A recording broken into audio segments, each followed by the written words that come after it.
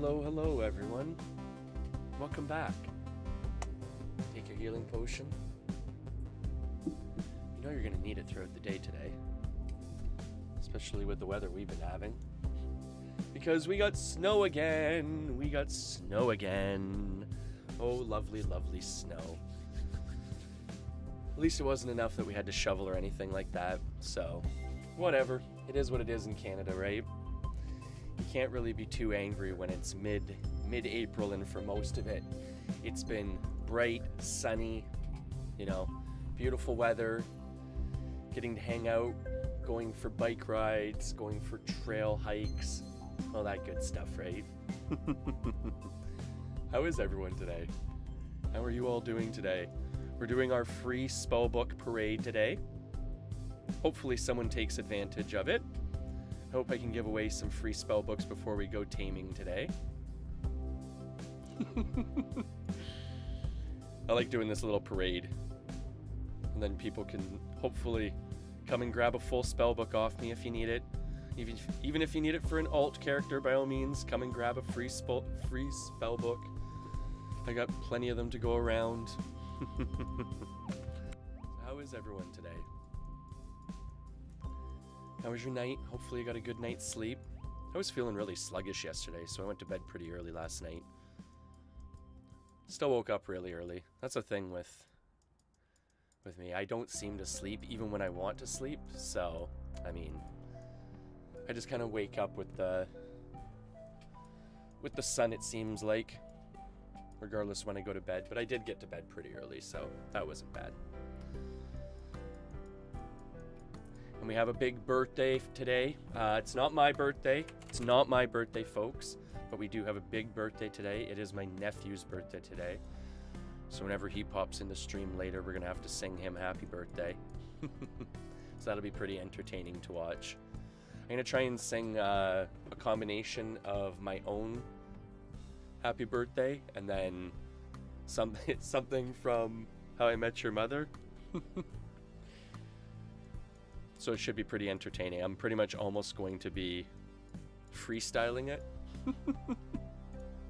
So that should be pretty entertaining. I'm sure he'll get a kick out of that. He likes it when I do stuff like that. Oh, I got stuck on something here, so I can't do my parade. There's so many random people hiding here. Messes up your parade if you get stuck on someone invisible. Probably won't do this for very long. It doesn't seem like there's very many new people today. And at the same time, we just did this yesterday, so probably most new people have a spell book already. But I always like to give back to the community if I can. Start the day off right. Speaking of which, how has everyone else been giving back to their community? Has anyone else done anything kind of nice, or not necessarily in-game or anything like that, but even in, you know, real life or anything like that, you know? Is there anything you've been able to do to give back to your community, or, you know, spread the love to, you know, your neighbors or something like that, maybe? Like I was saying earlier in the last couple of streams, we had a big ice rink in the wintertime here. So that was really nice, and we were able to open it up to different community members and stuff like that.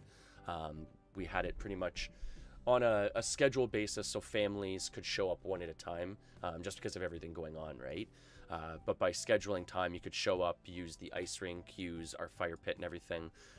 And then we were doing small food donations as well. That's pretty much all we asked for using the ice rink, was dropping off a small food donation for the food bank that we could drop off. So we did that, so we had a really good turnout for that. So that's what my girlfriend and I did this past winter. And then hopefully we're thinking about maybe doing like a community garden or something moving forward in our community. So hopefully, like, if someone doesn't have the room in their own yard to be able to plant any crops or something like that, we have a really big backyard where we live. So hopefully maybe we might be able to figure out a safe way to be able to do that, hopefully maybe.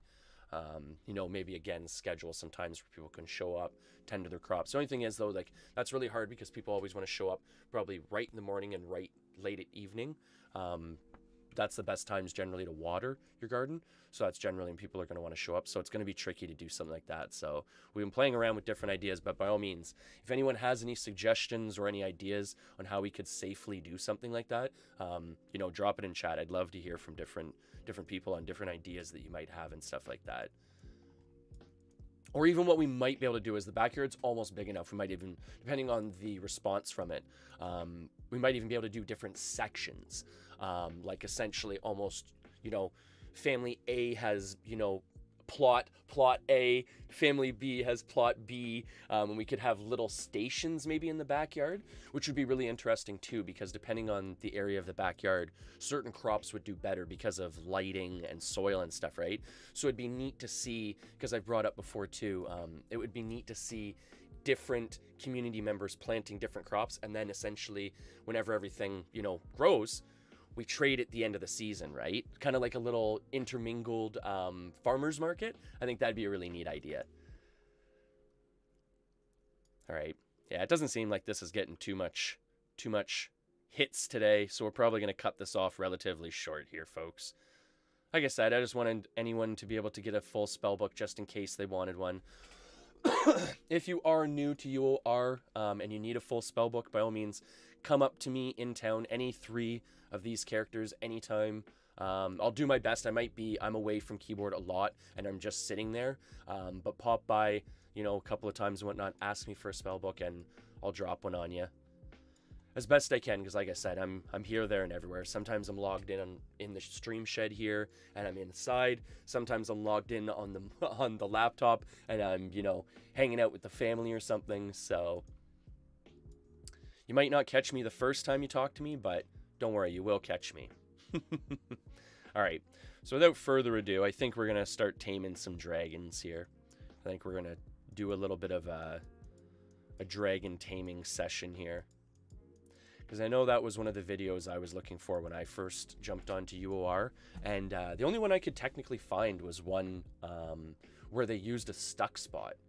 And the other part too is apparently the stuck spot does not exist anymore.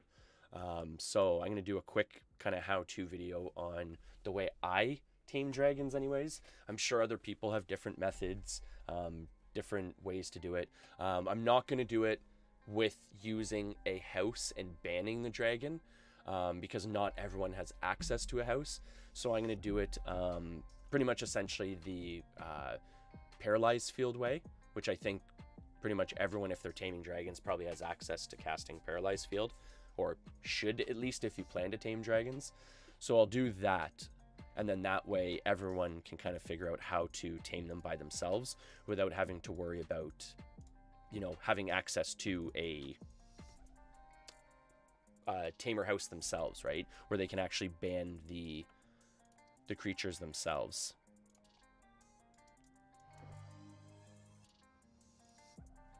All right, so I'll shut down my macros here.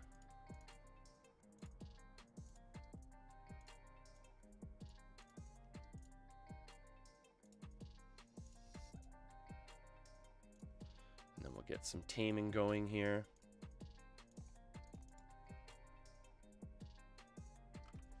All right.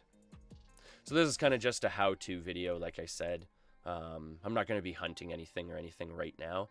I might save that for a little bit later or whatnot.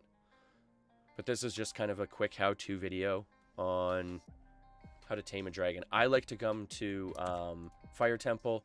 It's a little bit, you know, quieter and stuff like that. Oh, by the way, most of you probably won't have peacemaking on your tamer, which is pretty understandable, because on this server, I'll be honest, it's not really worth it to have peacemaking. I just had it on this tamer already, so I use it to kind of control the spawn as I'm running in. You guys can just run in and use Paralyze. Just run in, paralyze anything you want to, and then that way you don't have to worry about dealing with it as you're running in or out. But all you're going to do, I like to drag the dragons out. Gives you a little bit more, you know, room to work with them. You don't have to worry about extra spawn around you and stuff like that. But I usually take the dragon, drag it out to the left of Fire Temple over here. If you notice on the map up here, you've got a couple of spots where the ground is a little bit more even. That'll give you a little bit more room to play with your paralyzed fields. If you try and cast paralyzed fields either in like the dense jungle here or whatnot, you're probably going to run into a situation where your paralyzed field will only be, you know, 2 tiles wide, maybe even only a tile wide. So it's really frustrating to have to like recast paralyzed field all the time. So my best suggestion is pull the dragon over to the left here. In this case, on this shard, you're going to be looking at kind of this flat area over here and above the stone workshop up there. And that's kind of the area I like to work with. Just because, like I said, it's just easier to work with an area where you're on flat ground. So then you can actually, you know, get a full paralyzed field out of the cast, right? Otherwise, you're going to be casting like 3-4 in a row. And then what you do is you just come to the end of it. You notice how I'm kind of lined up with the paralyzed field. Then what's going to happen is you'll notice when I start taming him, he's going to aggro on me, right? If he aggroes, he might break. He has a chance of breaking paralyzed field with an aggro. So what you want to do is you want to make sure he's lined up at the end, because when he's lined up at the end of it, every time he moves, he has a chance to re-paralyze like that, right? So then what you're going to do is you're just kind of work him around the paralyzed field. Slowly, you know, working around it as you go. And then, oh, of course I would do that, right? Oh, of course I don't have any prepared pouches on me. But that's pretty much what you do. And then as he walks back into it, you know, have another attempt at taming him again. You can always throw up multiple paralyzed fields as well. If you want to do like a straightforward method instead of using the length of the field, if your character doesn't have meditation. But my suggestion is do the length of the field. Like even in this situation here, if I just kind of run to the end here, he's going to have more chances to be paralyzed along the field, right? So use the length of the field to your advantage, right? And then just make sure as you're doing it that you're casting new paralyzed fields every once in a while just to get him re-stuck again. So that when he re-aggroes you again, he's just going to get stuck in the new paralyzed field, right? That's pretty much all you're doing. Just kind of working around the dragon. Working around him aggroing you over and over again. Because it is going to take like quite a few attempts, right? Even at GM taming, it's going to take you quite a few attempts. So work around the dragon, work around the paralyzed field, and then that way you can actually keep yourself relatively safe without him just aggroing and meleeing right on top of you.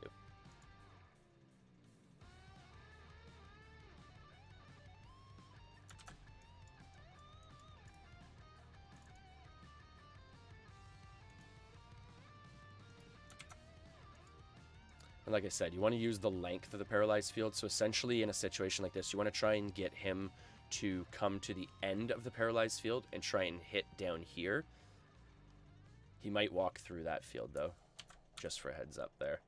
There's a break in the field because of his foot. Oh, no, okay.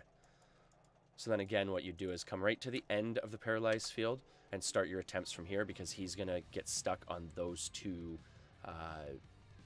parts of the paralyzed field potentially if he tries to aggro again.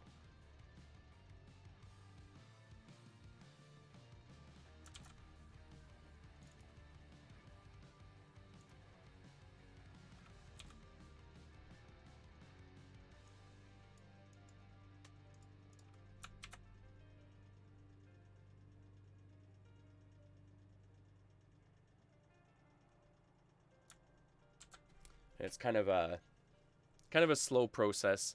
It takes a little bit of time and stuff like that. After a while, you kind of get the hang of like the timing of the fields, the timing of the aggro and stuff like that. And then also too, sometimes you get lucky and it tames relatively quickly like that. It's a super crummy dragon, but it doesn't matter. That was just more for educational purposes. Again, so what you're trying to do is my best suggestion is come to Fire Temple. It's one of the less heat score spots in terms of like extra spawn and everything that you're gonna have to deal with. My next tip is pull the dragon out of the temple. Don't try and deal with it in the temple where you're dealing with extra spawn and everything like that. And then my third tip is drag it over to where it's flat. Use paralyzed field to your advantage and get the most out of your paralyzed field casts, right? Don't try and paralyze field in the dense jungle where every 2 seconds there's going to be some sort of bush or rock or something breaking your paralyzed field casts. Come over here to where it's flat. You'll notice on the map here, you can clearly see where it's flat and where it's not flat in this area because you're on a big giant mountain here for Fire Temple. So come to where it's flat. It'll be a lot easier to tame the dragon where you can get the most out of your paralyzed field casts, especially if you're running a tamer without meditation. If you're running like a true bard tamer, a PvP tamer, something like that, make sure you come over here, or actually a PvP tamer. They're gonna have meditation. Correct myself there. But come over here to where it's flat, get the most utilization out of each paralyzed field cast, so that way you don't have to worry about recasting it all the time. And the third thing too is if you want to, another tip is, I didn't do it this video, what you can also do too is summon a demon. Or actually, I guess in this case you wouldn't be able to because I've got too many followers. Would it work with a horse? I'm trying to think here. Another 5. No, I guess it still wouldn't work with a horse. But what you could do is you could use a say something like an air elemental or a water elemental, something that takes only 2 cast spots, and you could use that almost as your buffer between you and the dragon. So every time it does aggro you or something, you keep the fire elemental, or sorry, the air elemental, or say even an earth elemental between you and the dragon, and then the dragon will aggro the earth elemental instead of you, so then you're not taking any damage too. So that's a really helpful tip too, just in case you're a relatively new tamer and you're still kind of nervous about working around the paralyzed fields, working the dragon's aggro and stuff. You can use an earth elemental to be able to essentially block the dragon, or if you have a bonded nightmare, you'd be able to use the nightmare as well. But I wouldn't really suggest that unless you have another mount, because you usually want to be on a mount for anything like this. So those are some tips there. I'm going to cut this video up and everything like that, have this as its own section for anyone joining UOR that doesn't have access to a taming house or to one of the stuck spots. Because like I said, I personally don't really like using stuck spots, for one, and two, not everyone knows how to use them. They can be hairy at times if you die, so I prefer to just tame this way, and this is just an alternative, and it just shows you how to do it.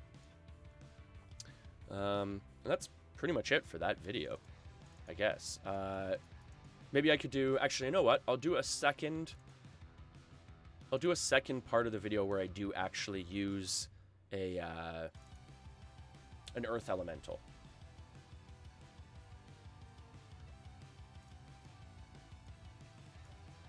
Actually, let's see. Can I actually... How many followers does that give me? 3. Yeah, and then that's only 7. Okay, yeah, that works. Okay. I was gonna say, I've never actually tried with this shard, with using an earth elemental and being on a nightmare before, because you have 8 follower slots on this shard. So it's a little bit different than some other shards that I've played on in terms of follower slots and everything, right? And again, all you want to do is run in. In this case here, we're actually gonna do everything as if you didn't have peacekeeping. So you just paralyze this, so then you can just kind of run by it, right? I mean, you don't even have to paralyze it, really. It's just drakes are super, super high aggro. They're one of the quickest aggroing creatures in the game. So to deal with them, it's just a little bit easier to just paralyze them, run by them, and then not have to deal with them. Same thing on running out. We'll just paralyze it running out as well.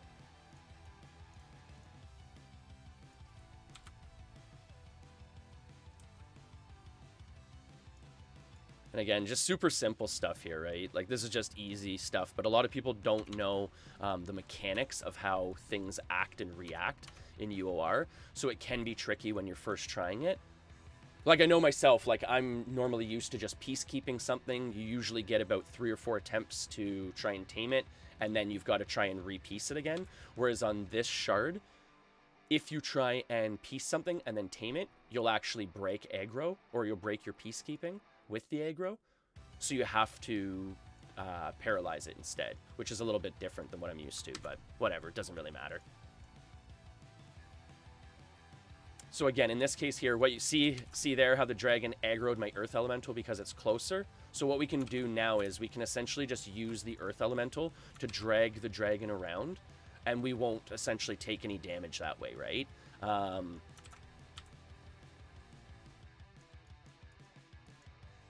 then that way, once we start throwing up paralyzed fields and stuff like that, again, you don't have to worry about, you know, taking damage yourself. But the earth elemental, like I was saying, or it, you know, it doesn't have much health, so it's not really that good for what you're using it for. Nightmare does work better, but a lot of people won't have a nightmare at this point, right? So just kind of easier to use this. Okay.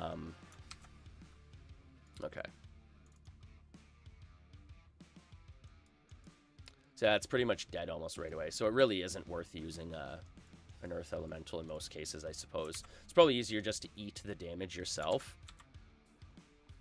Because, I mean, when you're doing this method, it's not like you're going to be taking a lot of damage, because all you're really going to be taking damage from is the casts and the fire breaths, right? Anything ranged. It's not like you're going to be taking melee damage, so you're not really taking damage the entire time. Wow, that one was really easy to tame. Okay, that's weird. Oh, and the other tip too is, because I've seen players do this a lot too, is make sure you tab out after you tame something. There's nothing worse than forgetting to tab out after you tame something, and all of a sudden your character is left aggroed on the dragon, and you are fighting your own tame. So make sure that after you're done, you tap tab a couple of times, kick yourself in and out of war, and that will hopefully help you not aggro your dragon and not die. Oh, and the other big tip too is, if you're in a dungeon and your dragon starts to attack you, don't tell it to stay, don't tell it to kill things, tell it to stop. Stop essentially clears its target or its queue list, and by telling it to stop, it will clear you from its target list. Sometimes potentially by using last queue macros, or even just quick targeting things and stuff like that. Say when you're in a champ or something, your dragon will eventually get to the point where you become part of its target queue. So it will, every time it's not actively attacking something that's attacking it, it will start to attack you. Make sure that in a situation like that, again, don't tell it to stay, don't tell it to kill something else, tell it to stop. The all stop command clears your queue on your pet and will clear you as one of the queue targets, which is key. Because I've seen it so many times where people are getting attacked repeatedly, and it just keeps happening too, right? Because they tell their pet to stay. I've done it so many times too, because a lot of times too, for an example, you have a macro for all stay, you don't have a macro for all stop in most cases. So write out all stop, tell your pets to stop, and what you'll see is your pet will literally just start going idle, right? Your pet will go idle. It's like it's back in its wild mode, right? So it'll just kind of idly walk around, do its own thing, heal itself up, attack things that attack it and stuff like that. But it's essentially not listening to any commands at this point, right? And then once you recommand it to follow you, that's when you put the queues back up again, and that's when you start a new queue command list. So big tip there, folks. Big tip. I've seen a lot of tamers struggle with that. All right. Back to town to drop this off.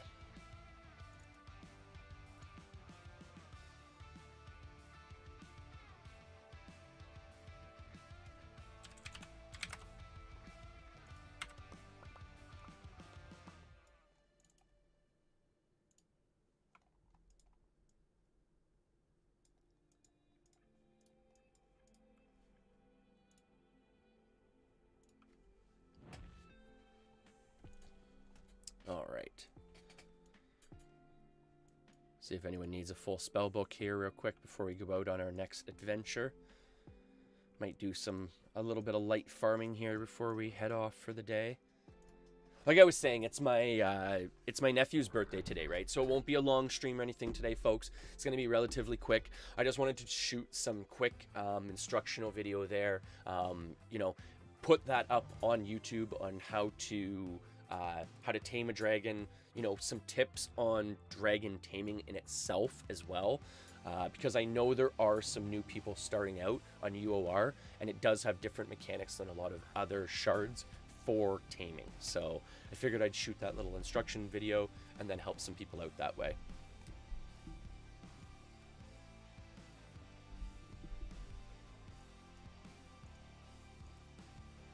And like I said too, it's always just nice to seeing a different way how someone else, you know, tames something.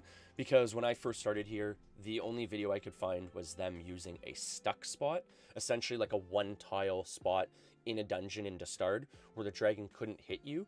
But not everyone wants to use that method, so I figured I'd show you a different method this way with paralyzed fields, dragging a dragon out of the fire temple and then taming it that way. Just an alternative, right?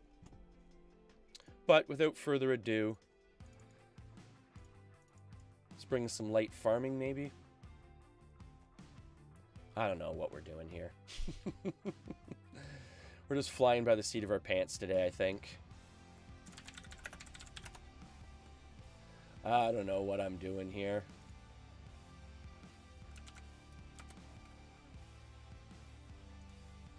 Toby, no one cares about Toby. No one cares about Toby, right?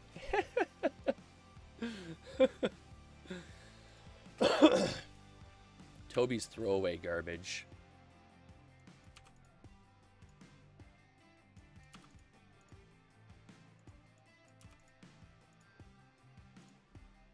All right. Where do we feel like going here? I think everyone's out in these new pirate areas, if I'm not mistaken. I don't know anything about this. I got to do some more reading on this before I actually go there, because I have no idea what to do or where to go. If anyone's watching that knows what they're doing and where to go, by all means, let me know what, you know, where to go for this. But I have no idea where this what do you call them? The pirate tamers are. I'm pretty sure they're in T2A, but I have no idea where in T2A you'd have to go to find them, so whatever.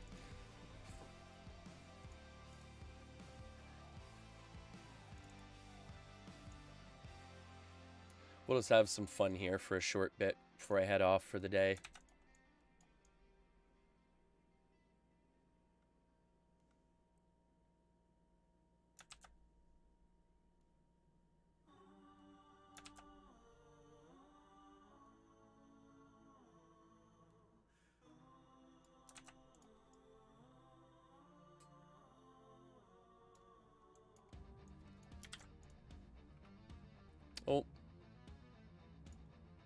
Oh, someone stole my instrument in town. Of course.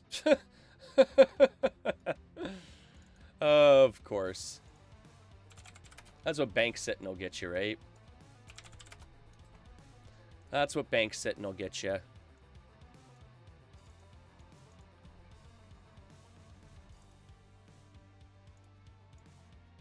That's okay.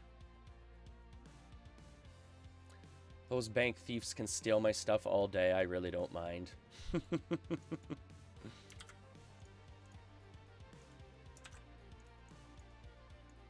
They're going to anyways, right? That was a funny thing too, actually. I was doing I had a little like mini event the other day for bank thieves. I thought that was pretty neat. That was pretty fun. Just having like items stuffed in my bag and then having gold piles hiding the items. It was almost like a little carnival game type of setup. It's kind of a neat idea. Hey! No way, Avis! How's it going? How have you been?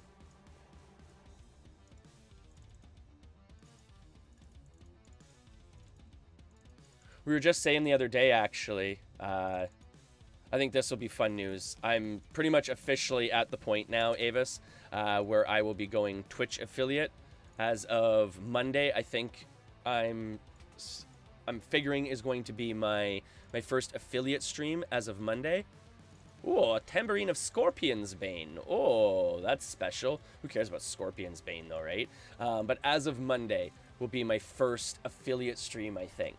So that's pretty exciting. I'm pretty excited about that. How are you today, Avis? How have you been? I've seen you over in Ozzy's streams a couple of times.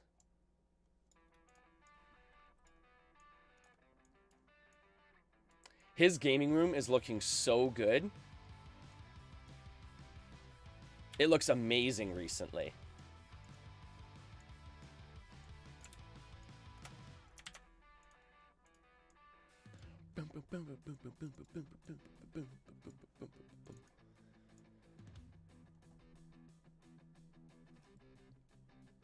Yeah, I'm pretty excited for that. I've been holding off for quite a while, but at the same time too, I feel like it's finally time, and you know, I get a lot of views from Facebook and everything, but the community is here on Twitch, right? You, Ozzy, Fab, you know, everyone from the start, right? Everyone, you know, pretty much from the start has been on Twitch, in terms of like, you know, camaraderie and everything like that. So I feel like that's where I kind of want to land and everything at this point. So I'm pretty excited for that moving forward.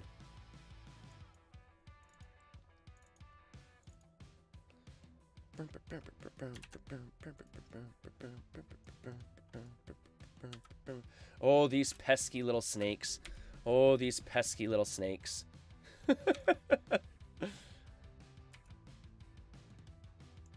What the heck? Why am I not curing myself? Really? Just keep popping off on damage there. Alright. It is really exciting too, right? And at the same time too, I was just saying a little bit ago, it's actually my nephew's birthday today. So I'm pretty excited for when he pops into the stream, hopefully in a little bit. Usually he pops in around 10, because I'll get to sing him some happy birthday songs and stuff like that. I'm pretty excited for his birthday up here. Yeah. He's turning 9 today, so that's a pretty big one, right? He's almost into the double digits here, so that's a pretty big birthday to celebrate. That is a pretty big celebration. I mean, 10 is obviously like the big one. I mean, you're a whole 2 hands, right? But 9 is still a pretty big one. Too far away. Yeah, I'm not... That's the one thing with using the classic client. You have to get used to the fact that most things, even though you can see them, are going to be too far away from you on screen. It's really weird. Because I'm used to this tiny little screen, like, up here, where if anything's on your screen, it's pretty much, like, in range.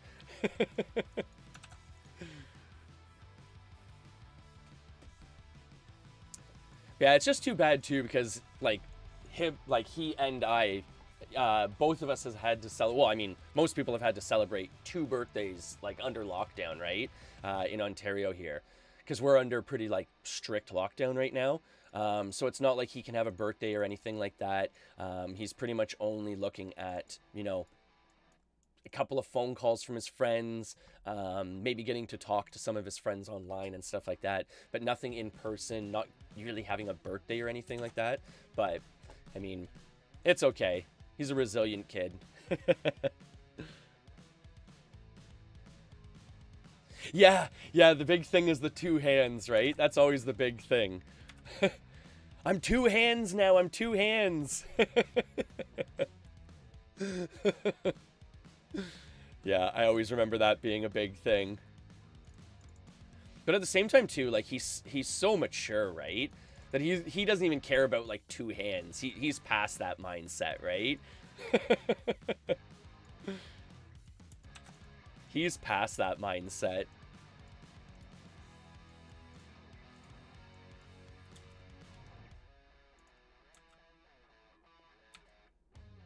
But at the same time, too, like, you know, he enjoys computer work and stuff like that. Like, he enjoys playing on the computer. So for the most part, you know, like, he's better off than some kids in terms of mindset with having to deal with everything.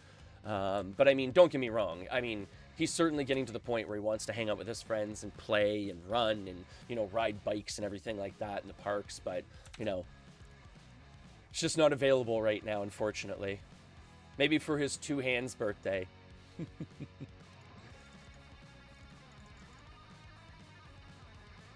And then mine's coming up a little while at the end of April here. So I'm pretty excited for that. I'm getting getting to the age now where I don't really celebrate birthdays, though, right? I haven't had a birthday party in years. Who wants to celebrate the fact that they're getting this old? No one wants to celebrate the fact that they're hitting this age now, right?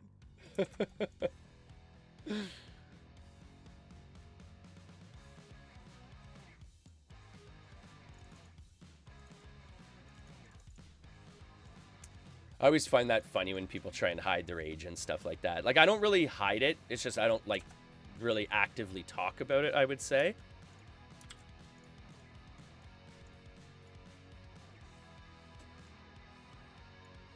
Put it this way, I won't not tell someone my age, but I'm not going to just say it openly. It is actually, you know what's funny, Avis? It's actually, I didn't realize this when I originally like thought of it, but I wanted the weekend essentially like work on overlays and stuff like that, work on, you know, just the last kind of minor things in terms of like viewer interaction and stuff like that before I went affiliate. So I've set kind of Monday as the date for going live as affiliate, right? But it's funny. It's Monday. Monday's actually my birthday, which is the 26th. Yeah, my nephew's a little thunder stealer. 4 days before my birthday. So needless to say, that's why I don't usually have birthday celebrations anymore. I just piggyback off his, I'll be honest. He has way cooler birthdays than I ever will at this age. So I just piggyback off his birthdays, right? It's a Maya birthday too.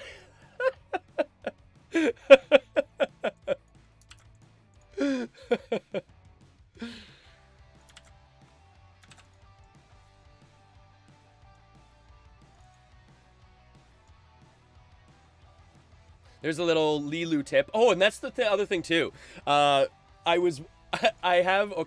so on this shard, Avis, there's a really famous, like, murderer on this shard, right? Lilu. And it was funny, because I had Lilu stream snipe me the other day. I mean, all good. It was totally fun and everything like that. But they came out and murdered me. And it was funny, because the whole time I was calling them Lilo, and I didn't put it together, but, like, I started seeing all the references for Fifth Element the other day regarding, like, them and, like, all the essentially shout-outs with Lilu from Fifth Element. And it was funny because the other day I was calling them Lilo the whole time, and I realized their name is Lilu, not Lilo. But it's one of the few people I've actually learned how to pronounce their name, because you know I'm horrible with name pronunciation, right? Oh, and the other thing too is, Avis, we have to also have to figure out some emotes too. So that's actually really helpful that you're in here right now, Avis, if you're still in here. I know I want to do like a squid emote and stuff like that, but I'm thinking of some kind of funny other emotes that I might be able to do. Maybe, I don't know. I think I definitely want to do something with like with the deer head, like with my deer antlers, because the deer antlers go further than just the deer antlers now, right? Like if you notice, my character in game, and that's always been a thing I've used in game. In this game, all my characters, well, all my tamers anyways, use and wear the deer horns. So I think it'd be really neat if I did like a couple of emotes with me and the deer horns and stuff like that.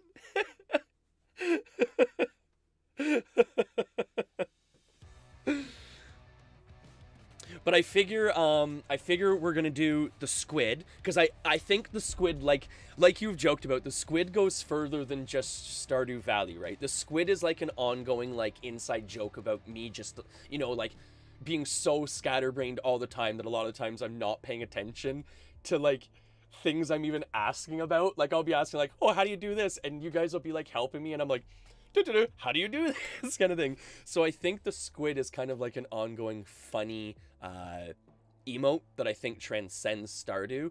So I definitely want to go with the squid. I think something to do with like the deer hat, with like something like a funny face or something in the deer hat, and just get that shrunk down. And then maybe a couple of sayings or something. Oh, and of course, yeah, I almost forgot. I've got to do a potion of some sort. We have to have a potion emote, of course, right? Oh, by the way, Avis, look at our... So, I don't know if you were in here the other day. Ozzy gave us an amazing idea for the, for like our alchemy lab in the back here for all our potions. Because we're getting like, all the time we're getting new potions, right? So we've got like mana potions now. Oh, this is a crowd favorite. Hey computer, turn lights white. Okay. The potion of evolution. This is a super cool potion, right? Oh, hey computer, turn lights down. Okay. Hey computer, turn lights down. Yeah, this potion of evolution is super, super cool. This is one of the newer ones we have, but yeah, Scottish Aussie gave us the idea of like lighting up the alchemy lab in the back here. So then you can actually see the potions, and it turned out super, super awesome. I really, really like it. I really like that a lot. But yeah, we're gonna have, so, okay, you know what? Here, let's make a, we're making a...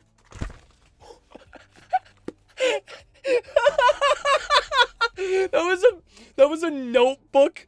That was a notebook avalanche there, folks. That's how many notebooks I have. I pulled one and all my notebooks just came flying down at me here.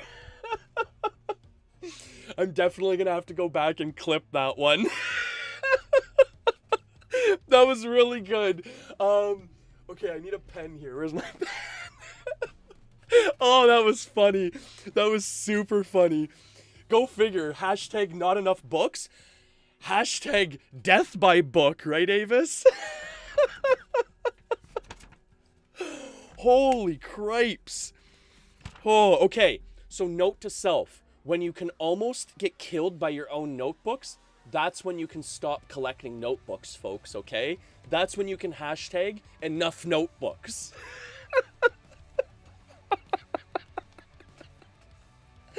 That was honestly so funny. Okay. Give me 1 second. I just want to write this down in one of my trusty, hopefully non-murdering notebooks here. I want to write this down on what like what emotes we're going to do. So we're going to do a squid emote here. We'll do this here for a quick second, right? I mean, I'm out of game for a quick second here, folks. So you know, excuse me for the quick break here that I'm taking. I'm just doing a quick chatting session. So we're doing a squid emote. Okay. For sure we're doing squid. We're doing deer antlers. Face. So like it's going to be like my face, I figure, with the deer antlers on. I know it's going to be like horrific to have a heels emote, but I think it'll be funny, right? To have the deer antlers, because again, that kind of goes with Ultima and it kind of goes outside of Ultima. And then what else were we thinking? We were doing, what else did we say, Avis? Oh, a potion bottle. Obviously a potion bottle.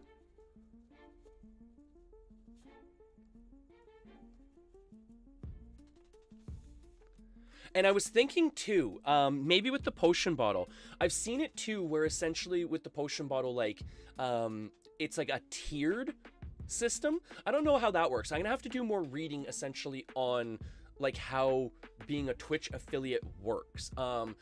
It's funny, as you know, Avis, like I'm one of those people where I just read and read and read and research and like watch videos after videos and stuff like that. But I've researched a lot about different platforms, not about the intricacies of like the platforms themselves, about like being a Twitch affiliate, being in the Level Up program.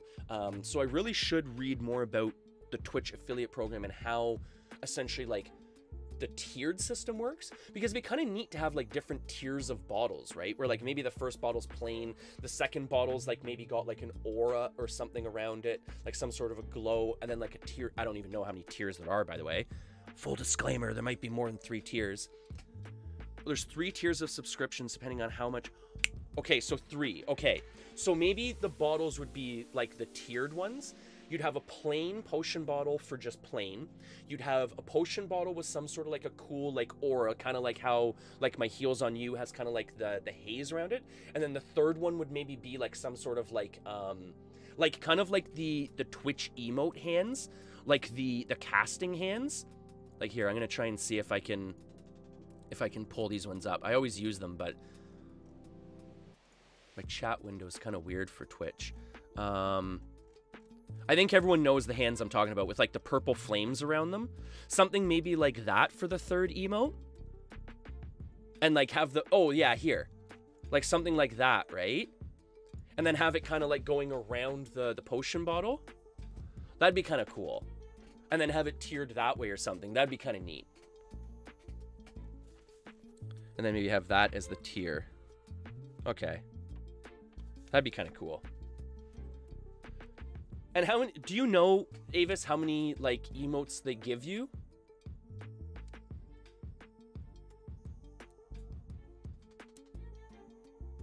Because that...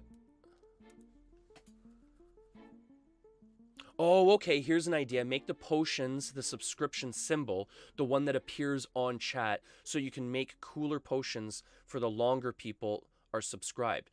That is a good idea. So use those as, so you're talking about like the little icon that goes up in the chat beside your name, right? So right now beside your name you have a sword and the crown, right? And you could essentially change those to be your potion bottle beside. Okay. And that's the subscription symbol. Okay.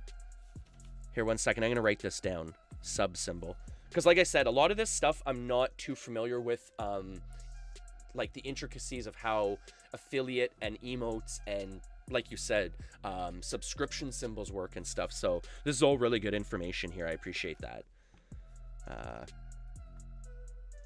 Sub symbol. And that way I can look into some different potion bottles or even maybe make some up myself. I mean, I'll be honest, I'm not that good with graphic design or anything like that, so I don't know how I'm gonna really get the potion bottles done and stuff like that, but I'll figure something like that out, because that's actually a really good idea. I like that one.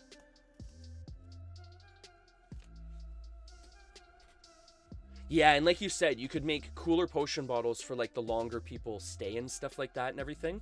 Eventually getting to the point where it's like this, like almost like a potion of resurrection or something maybe. I don't know, like would you be able to name them? I don't, yeah, again, like I guess it's more done visually in that sense, right? For that part, because that would be interesting. But we got a squid, deer antlers face, potion bottle, which is going to be the sub symbol. And I kind of like the idea of having like a lurk emote, maybe.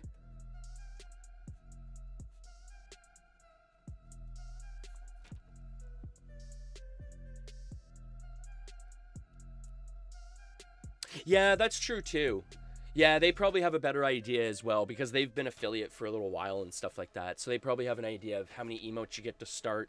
And then I know there's different, if I'm not mistaken, there's different achievements as well that you can acquire and unlock, which will give you more emote slots. So say you have, 15 people chatting in your chat at the same time simultaneously, you can unlock a new emote slot. If you have, say, 200 followers, you get an emote slot. Different tiers of achievements will give you new emote slots as well. More subs equals more emote slots. All different things give you essentially more emote slots and stuff like that, right? So that's something interesting to look into. I will have to look into that for sure a little bit more, Avis. No, that's a really good tip. I appreciate that. Let's see if does anyone need a full spell book at this point?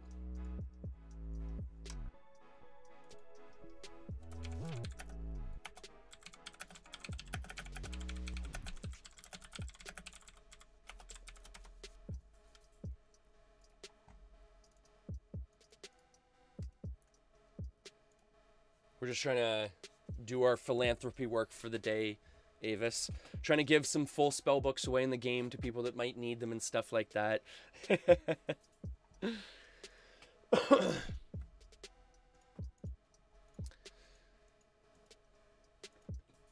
Oh, and also too, just for a heads up. Okay, so I've torn apart completely the shed that's supposed to have the devil sticks in them. Don't worry, I have not forgot about this because this is eating me up inside. The shed that I thought had the devil sticks in them does not have them in them. So I'm somehow thinking that unfortunately they got thrown out or something from a previous clean. So this is going to be a multiple part stream to this, Avis, because essentially what we're going to have to do is I'm going to try and over time acquire the materials to make devil sticks. It's going to be kind of tricky in some cases, like obviously right now because everything's under lockdown, but once lockdown breaks it should be relatively easy. So we're going to have to get a couple pieces of wood dowel. We're going to have to get some sheets of felt. We're going to have to get, from what I remember, we're going to have to get, probably we're going to use skateboard grip tape and hockey tape. And we're going to make a set of devil sticks because unfortunately, I mean, these devil sticks I've had since I was an early teenager, right? So the fact I even still have them through multiple decades. Yes, I'm giving hints on how old I am. But through multiple decades, I've had these devil sticks, right? So I need to essentially make new ones because they've been lost over time, and I can't believe I still had them over that much time. But I will make new ones, probably more when lockdown breaks, because right now you can't go into any stores in Ontario. Everything is curbside, and I need to be able to like walk into a store and go like, okay, this wood dowel feels right. That one doesn't feel, because like it's all about feel, right, with devil sticks, and like about weight and like balance distribution and stuff like that. So it's a lot of like feel and like knowing what makes sense like in terms of holding it. So I can't just go online and go, okay, like I'll take a 1/4 inch piece of dowel because like it might be the wrong type of wood, it might, I don't know, it might not feel right. Yeah, that's the thing. I'll do a do-it-yourself stream when like the restrictions are lifted. Like I mean, don't get me wrong. While restrictions are down would be the perfect time. It's just I won't be able to get the proper materials, especially like skateboard grip tape. I don't even know where I'd buy something like that without going to like a mall, like a skateboard store or something like that, right? But over time we'll acquire the materials. We'll get that done and everything. But also too, one thing I do have to get going is the Waldo book too. I think that is going to be probably one of the coolest streams going, with doing the Waldo coloring book. I think that will be really cool, and look forward to that one too, folks. Again, like I get so ahead of myself, I feel like, in terms of like offering things that I'm realizing now that I can't offer as soon as I'm offering them, you know, like even I've had to, in a lot of cases, like slow down my Monday night tech talks and stuff, if you notice, and I feel bad for that. It's just they get so overwhelming, and I've been trying to work on, you know, the alternative controller one and everything like that, and I'll be totally honest, it gets so overwhelming. Like I was so ahead of myself when I first started streaming in terms of saying like, oh, I'm gonna have this for this week and this for this, and it just gets to the point where I'm like, you know what, I can't keep up, right? But don't worry, I haven't forgotten about all these things that I was talking about, so it's just going to obviously take me way more time than I originally thought, right? The trick to usually good customer satisfaction is under promise, over deliver, and unfortunately for the first little while I feel like I was over promising and under delivering. So from now on in, I'm gonna hopefully, you know, under promise and over deliver. Oh, speaking of which, 1 second here, I just want to get a drink here real quick.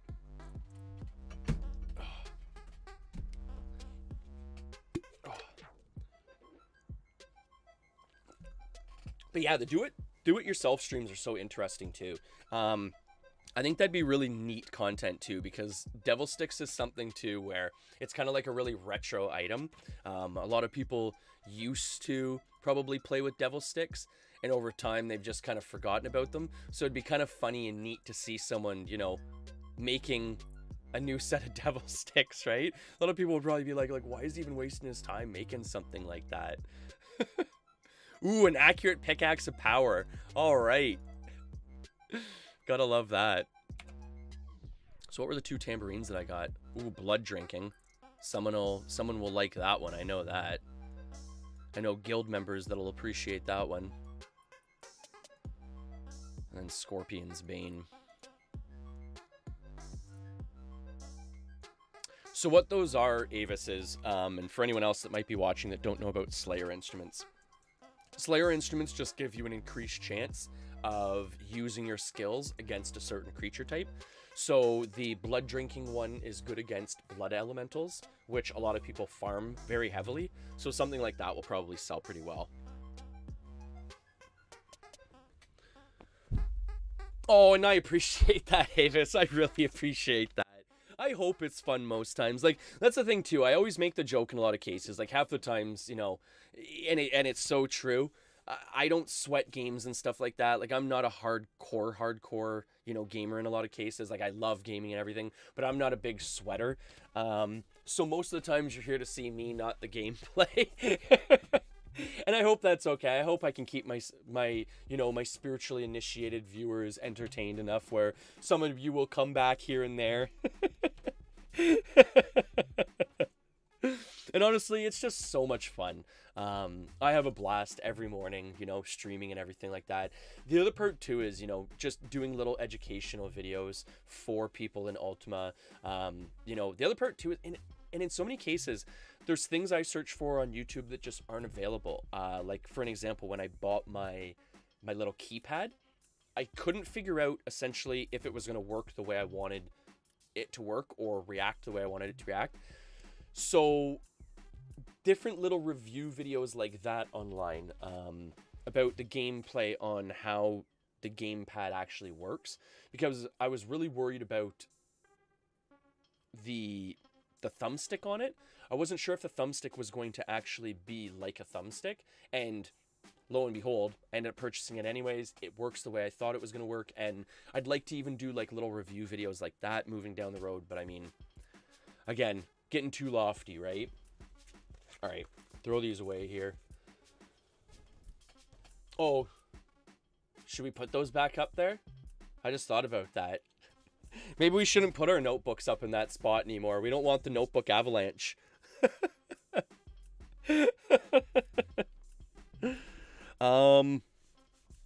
Okay.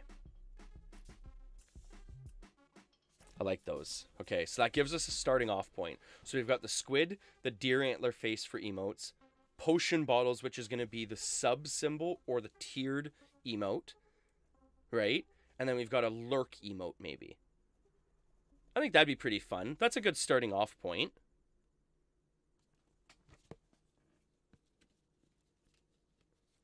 That's a good starting off point.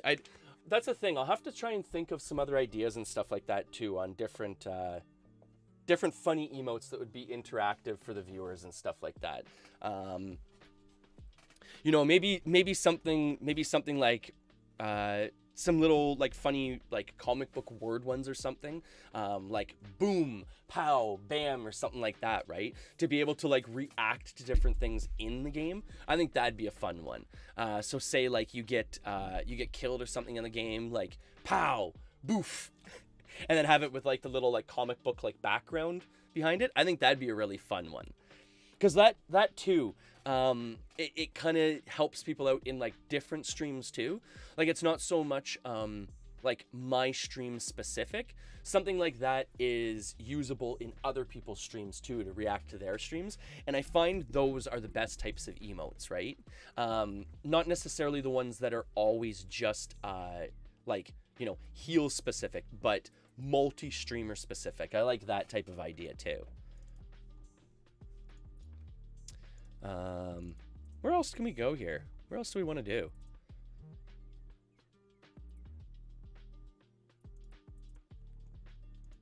I was gonna say, we've been to Fire Temple for a little bit.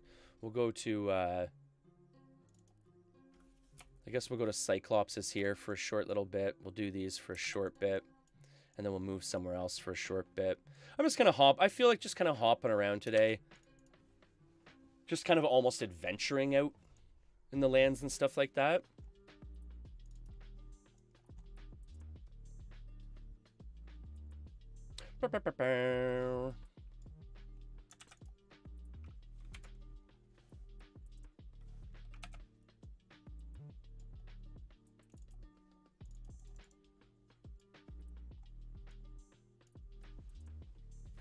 Oh, and one thing too. I don't know if you've heard them, Avis, but my buddy, I think I dropped them on maybe the pub Discord, but my buddy is doing stream or like stream music and stuff like that. This is one of his songs here.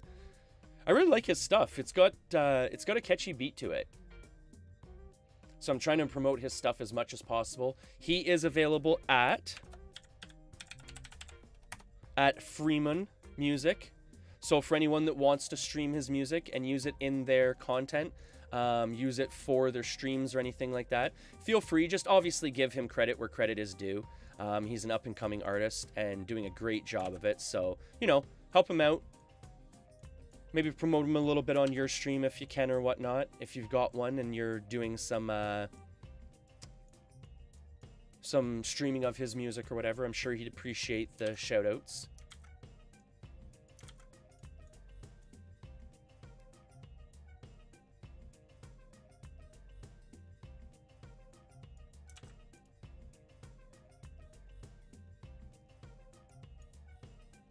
Yeah, this one is really funky. A lot of his other stuff is kind of more chilled out and stuff like that. Like here, we'll go just to switch it up to kind of show like a little bit of a list of it and whatnot, right? This one has more of kind of like a lofty, like wake up in the morning type of feel. I actually use this one a lot for my like my intro music when I'm doing my streams now and stuff, because I find this one has like a really good like start off beat to it. It builds up really good.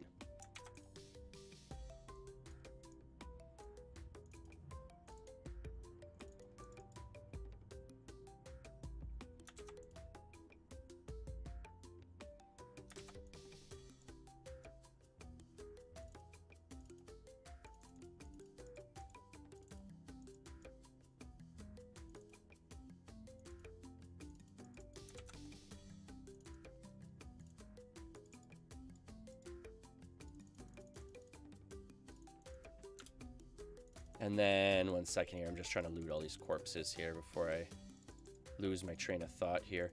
And then there's one new one. I haven't actually added it to my playlist. I really need to add it because it's probably one of my favorites so far. It's almost got like a funky, like rock Zelda beat to it. But I haven't got it added to my my playlist yet. But like I said, it's probably one of my favorites that he's got released so far. And then this one's pretty good. I like this. I like the title of this song. The title of this song is "Who's Laughing Now." Oh, there we go.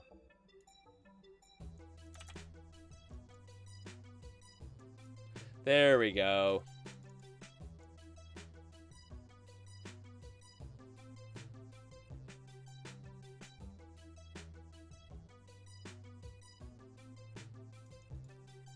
Yeah, the synthy sound is really fun. I like it.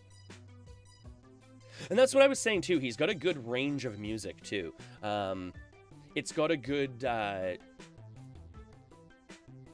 like, he's got a couple of different albums with a couple of different sounds, a couple of different feels behind each one and stuff like that. And this is one of my favorites, too. This is one of my intro songs as well, Overcoming Mountains. And this, like, even just the name of the song is very, like, inspiring, right?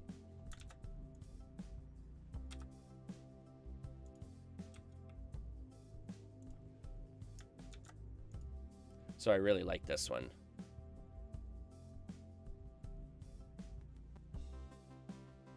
And again, like, this is one of those songs you'd, like, listen to in the morning time, like, waking up and, like, you know, you got your coffee in hand, you're, you know, watching the sunrise come up and you're just like, yeah, I got this day. Like, this is my day, right? Like, even just the way it builds up.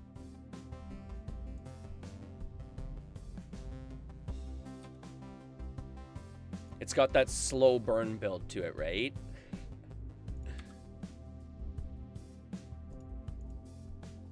And then in the background, how it's got kind of that, like, funky, like...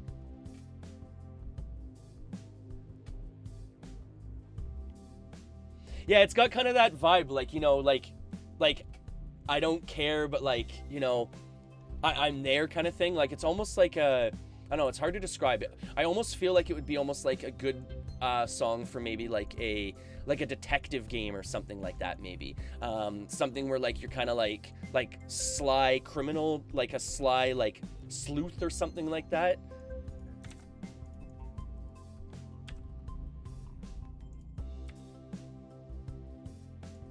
Yeah, I like a lot of his stuff. He's got some good sounding music. And I'm always down to support, I mean, virtually anyone that's got themselves out there nowadays, whether it be music or streaming or anything like that. Like, send me your links, you know. That's the other thing too. I'm never going to ban someone from giving themselves a shout out in my stream, or, you know, hey, I'm streaming or whatnot. Like, promote yourself. I don't care. That's what we're all here for, right? We're all here for, you know, mutual support and everything like that. So give yourself a shout out. If you do stream yourself, it's all in good fun, folks. It's all in good fun. Except if you're a bot. Yeah, those are the only ones I don't really, you know, take too kindly to. At least put in the effort to come here yourself and, you know, promote yourself.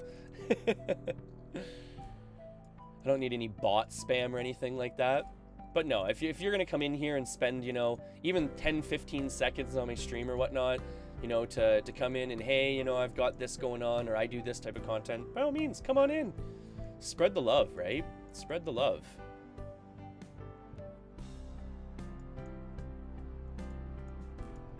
There is enough love to go around. I'm not too worried about it.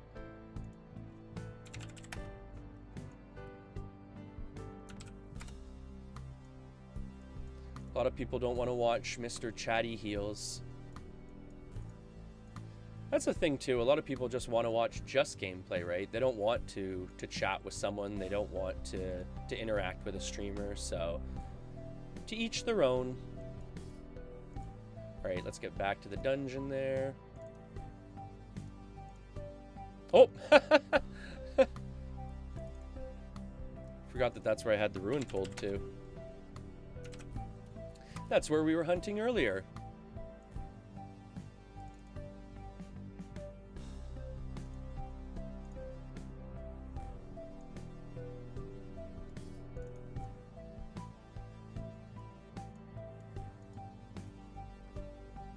Yeah, see, that's my thing too. I'm a big fan of chatting with people, being interactive and stuff like that.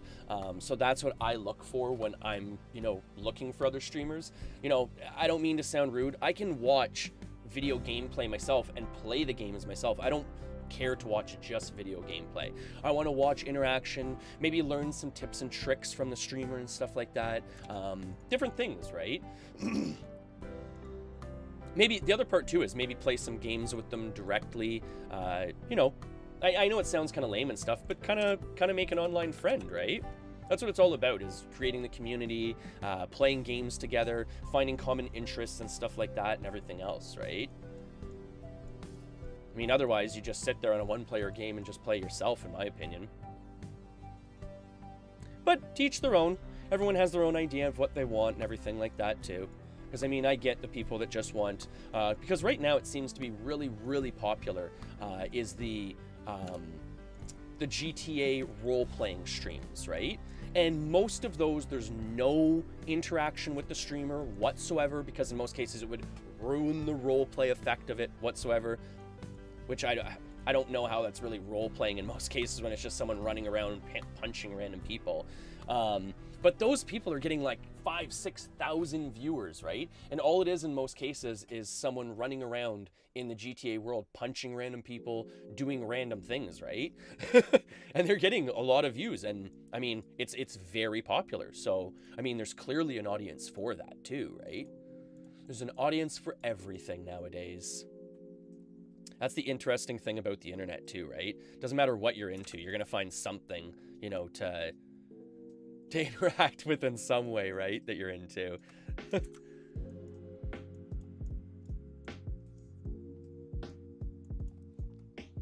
I'm getting Avis, don't worry, join the party.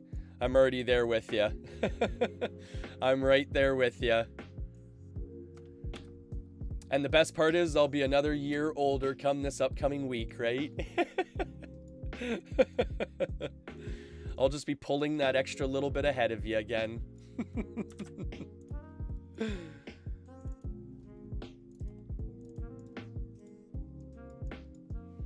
But at the same time too, I've said it many times before, and I'll say it again. Age is really a construct. You know, I can say quite honestly and confidently that I am in much better shape physically, mentally, and everything than I was in my early 20s.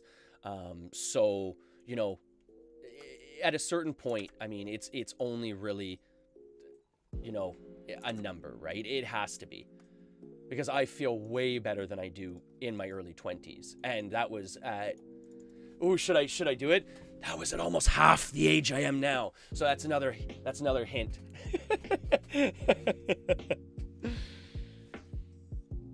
Yeah, that's true. Just means I've got another year with 100% survival rate.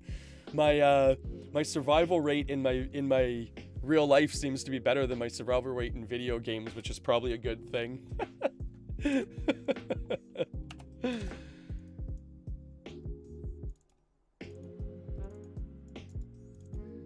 No, but it's been so much fun. Like, even I've said before too, like meeting Kelsey, you know, having Oscar in my life and everything like that has really rejuvenated me as well too.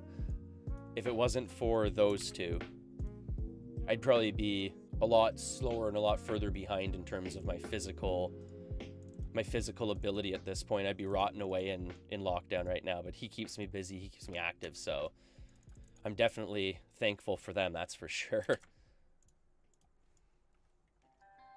That's one thing too, I usually hunt with just 2 dragons, and then I'll usually use like an ostrich or something like that as a third pet, just so I can, in this case here, like cast a blade spirit or cast an energy vortex. But I'm just kind of chilling out, whatever.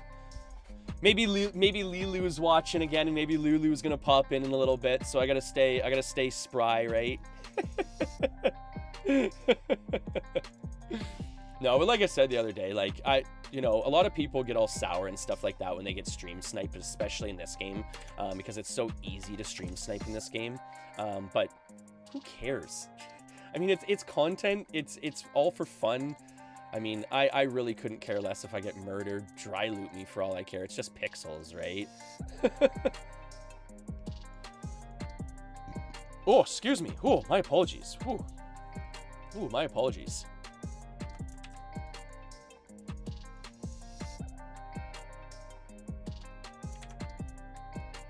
But if you notice too, what I like to do is I like to group my my health bars together, just to try and keep things organized when farming and stuff like that, so you know what's provoed onto what.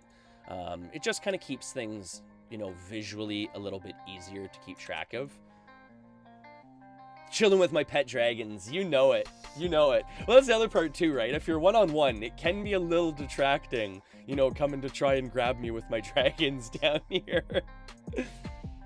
I think I almost got lucky last time. If I remember correctly, I think one of my dragons got a flame breath on Lilu and dropped her down to like probably around half health.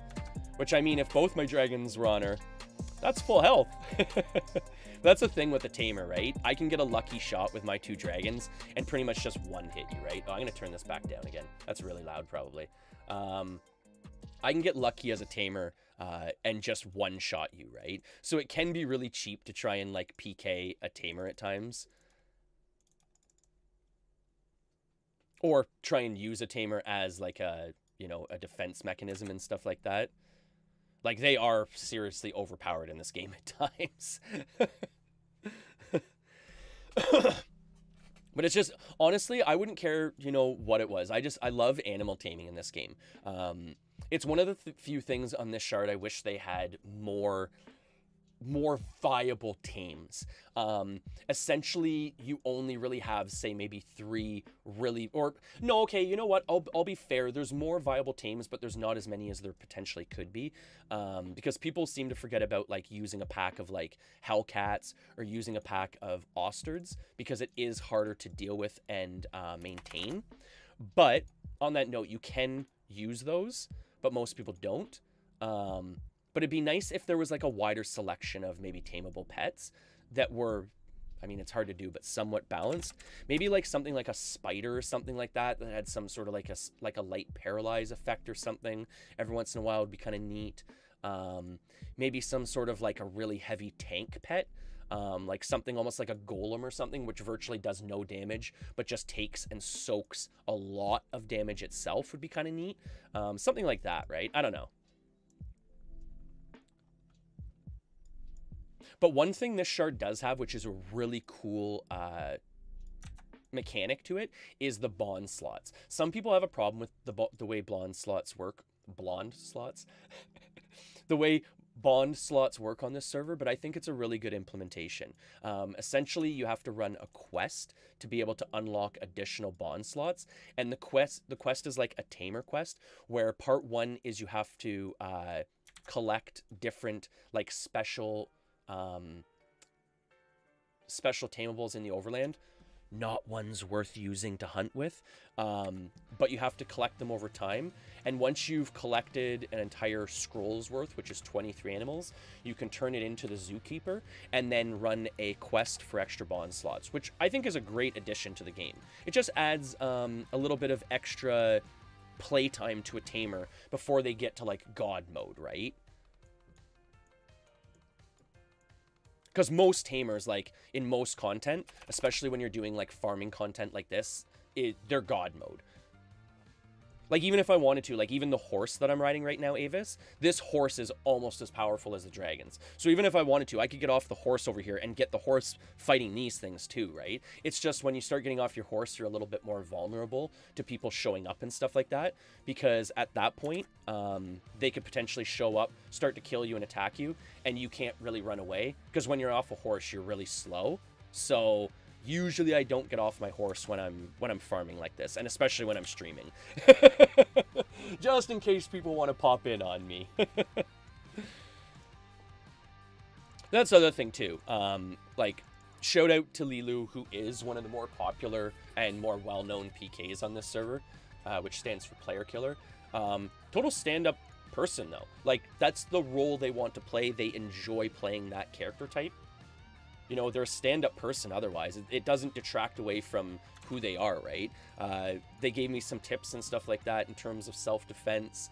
They also let me know that most of, like, the higher-end, or, like, most of the higher-end player killers on the server, if you give them a bounty of $1,000 or more on their head, they'll usually just let you keep your stuff. Because, for one, they realize it gets you back out in the field quicker, and it gives them a little bit of money towards going towards keeping themselves restocked. So it's just a cycle, right? I got no problem with the cycle of this game. Some people get really soured when they get killed, but what's the point, right?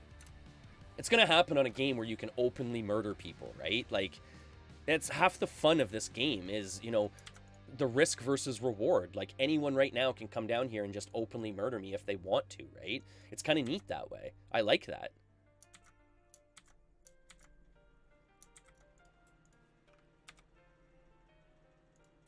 No one cares about Toby. No one cares about Toby. Toby's throwaway.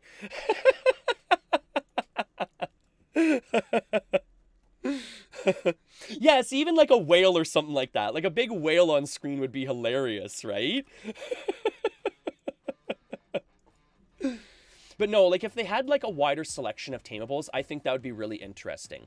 And maybe some like really rare ones too, right? Like, actually, this server did a really nice job of implementing. At first, I didn't like the idea, but I do kind of like the idea that the nightmare that I'm riding is actually somewhat rare. Not every tamer automatically just has a nightmare, because only 5 spawn on the entire like world per 24 hours. So there's only 5 of them implemented per day, right? So little things like that are really neat. But it would be neat for it to run a little bit further, maybe. Have a wider range of system involved in terms of the taming and stuff like that.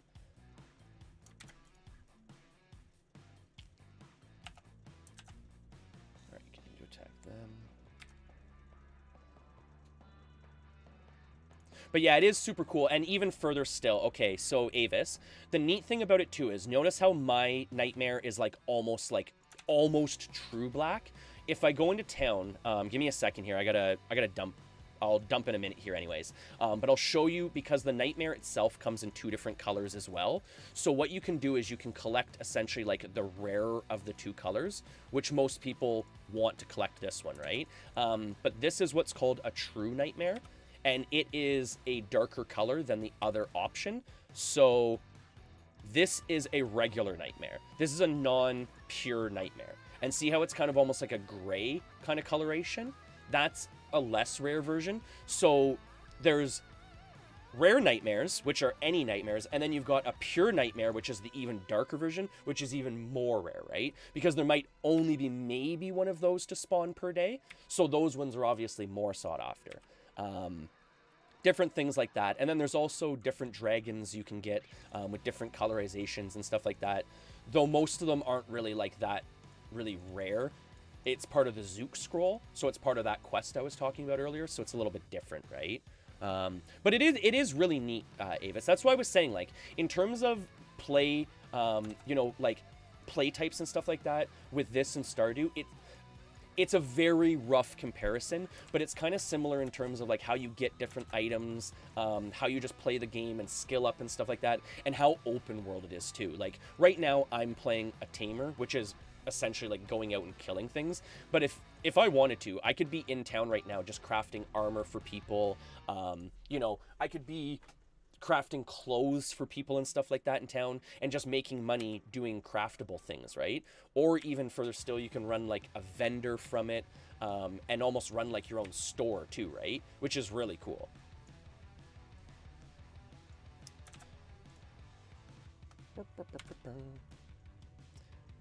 And that's what my guild does. We have a little store going and stuff like that. We have a little vendor mall where we sell, essentially, like, whenever we find stuff like this that we don't use, like by hunting and everything, we'll sell it all at our vendor mall and then try and help people out and stuff like that.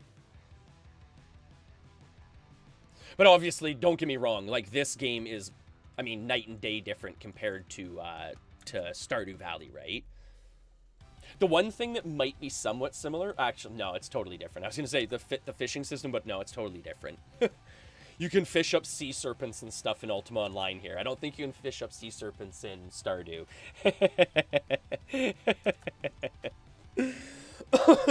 Ingenuity too easy? What's too easy? The Stardew?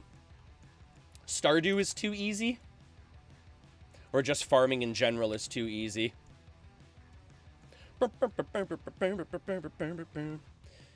Yeah, actually you can fish squids in this technically. You can get, I believe there's sea squids if I'm not mistaken. I want to say there's krakens as well you can fish up.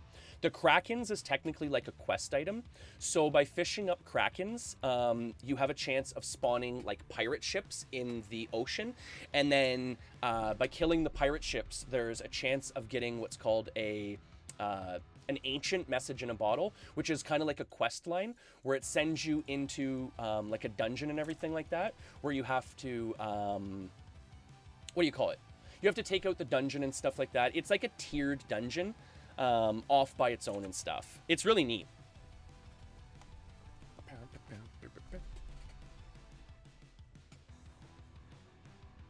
Oh, PvP was too easy for me. But wouldn't that be more of a reason to stay, though, Ingenuity? Like, having fun, just, you know, rolling people and stuff like that? That's the thing. I'm not a big PvPer myself. I just like the game myself. I mean, I'll PvP every once in a while and stuff like that. But I'm not, like, a PvP exclusive person. I feel like probably at this point in time, there's probably, like, a lot other games that offer different PvP if you're, like, a huge PvPer. But I just like, you know, coming into the game, having some fun with the community members and stuff like that. Looking for rares and stuff. I'm more of a rare finder. I'm more of a rare searcher myself. Who were you on the server, Ingenuity, if you don't mind me asking? That's the other thing, too. Like, my house is public. I don't even worry about house looters or anything like that. My house is public. My house is public, so then I don't have to worry about the house looters. I just have my guild house. And that's the thing. I've said it before and I'll say it again. I've given away more items on this server than I've used and, you know, spent on myself. I give away spell books all the time. I do little events all the time and stuff like that. And I mean, my account's only 62 days old. So I mean, like, I'm always just trying to be part of the community and stuff. I'm trying to promote Ultima Online in general too, right? Ingenuity. Like, I feel like probably you're the same way too. Like, I feel like there should be more people just playing Ultima Online in general. Like, regardless of what shard you're playing on, there should be just more people playing in general. It's so much better than so many other newer games in terms of gameplay. That I mean, no offense, I don't care where someone plays or how they play. Just play, right? PvP, don't PvP, this shard, that shard. Doesn't really matter to me. I just want people to play.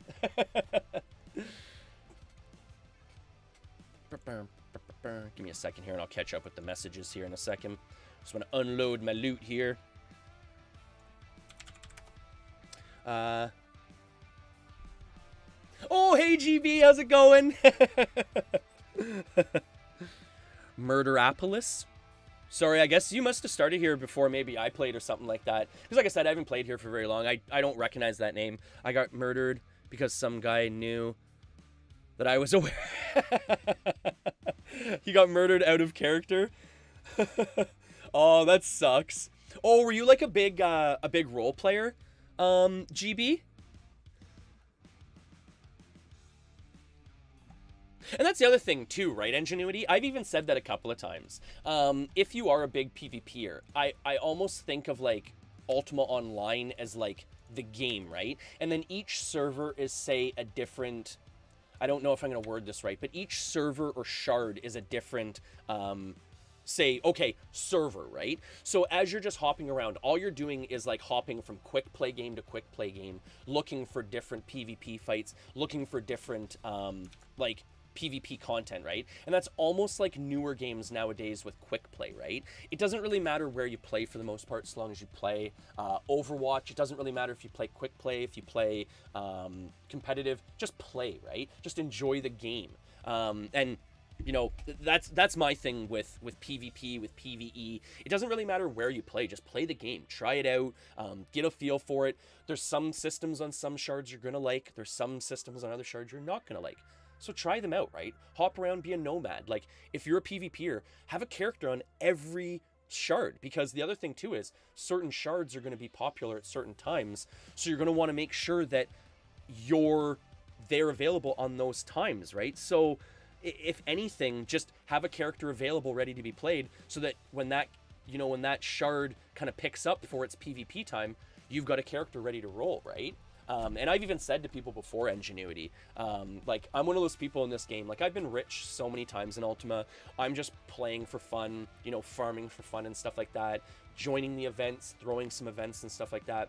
So by all means, if you know people that want to play on Ultima Online Renaissance, but don't want to do like the farming aspect of it and stuff like that, they don't want to have to like grind out characters and stuff and grind out money to build up characters, hit me up in game, man. I'll give them some money and stuff like that to get characters started, just to see some people come back, to pick up the PvP, you know, pick up the faction system that was really starting to get some good ground there. I'm not sure when you played Ingenuity, but the faction system on UOR is really starting to take off now. So I'm hoping with that it brings some PvPers back in and really starting to liven up the system and everything. But I mean, who knows, right? Everyone makes up their own mind and stuff like that. So, you know, I don't try and force anything. I just try and make people educated on what's available, right?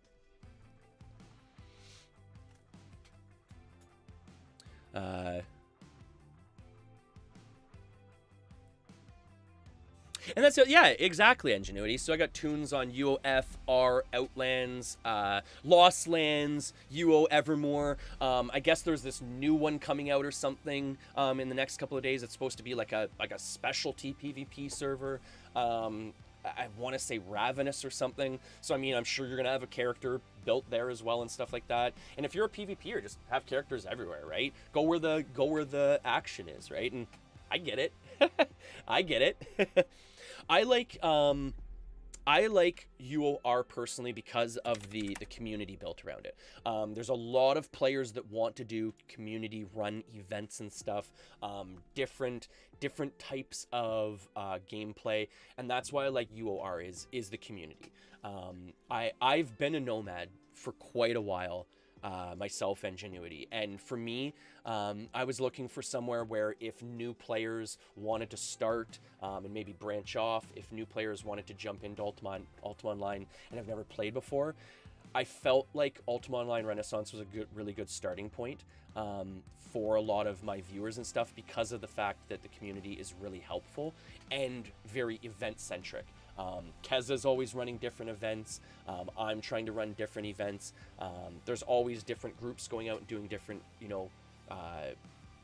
different group hunts and stuff. So community-wise, I really felt like it was a good home for viewers and stuff, but there's some other good places too as well, right? I'm on UO Lost Lands right now. I know... Lost Lands. I don't know if I've heard of that one. I've played on Lost City. I think it was Lost City or something. Or is that maybe the same one? Heli Mages for the win. Oh, okay. So Ingenuity.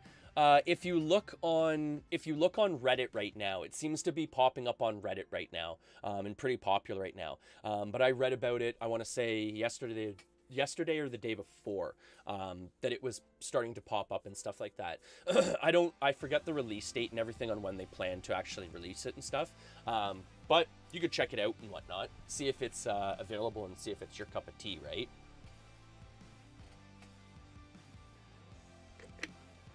Oh yeah, and that's the other thing too, the fishing tournaments right now.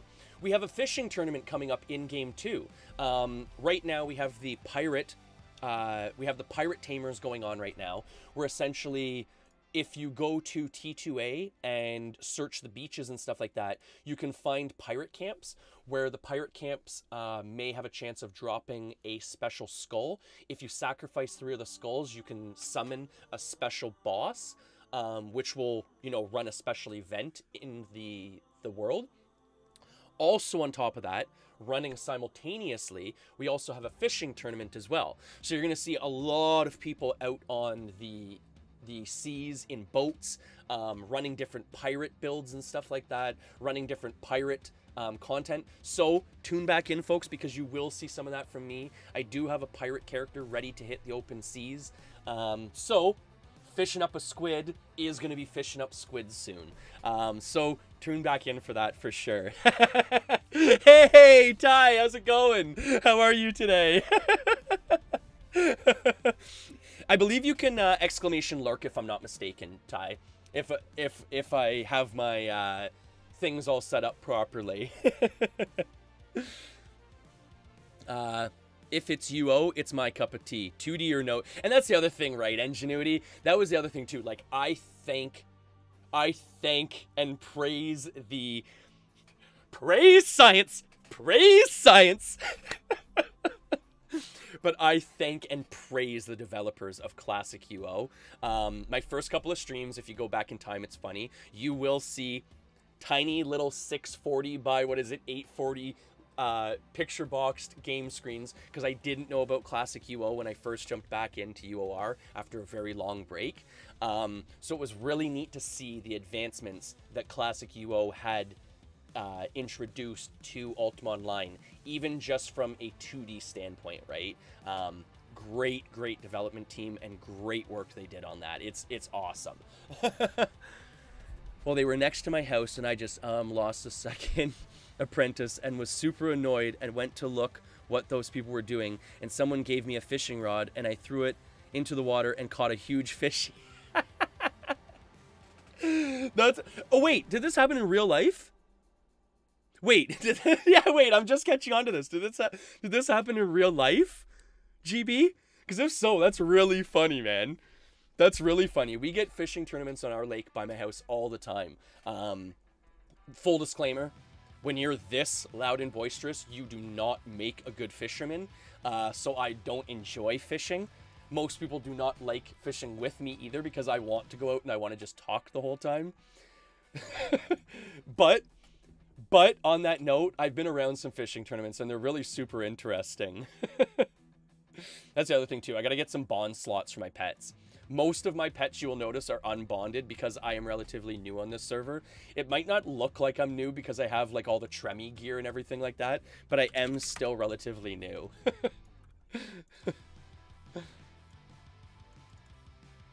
Alright, what do we feel like doing now, folks?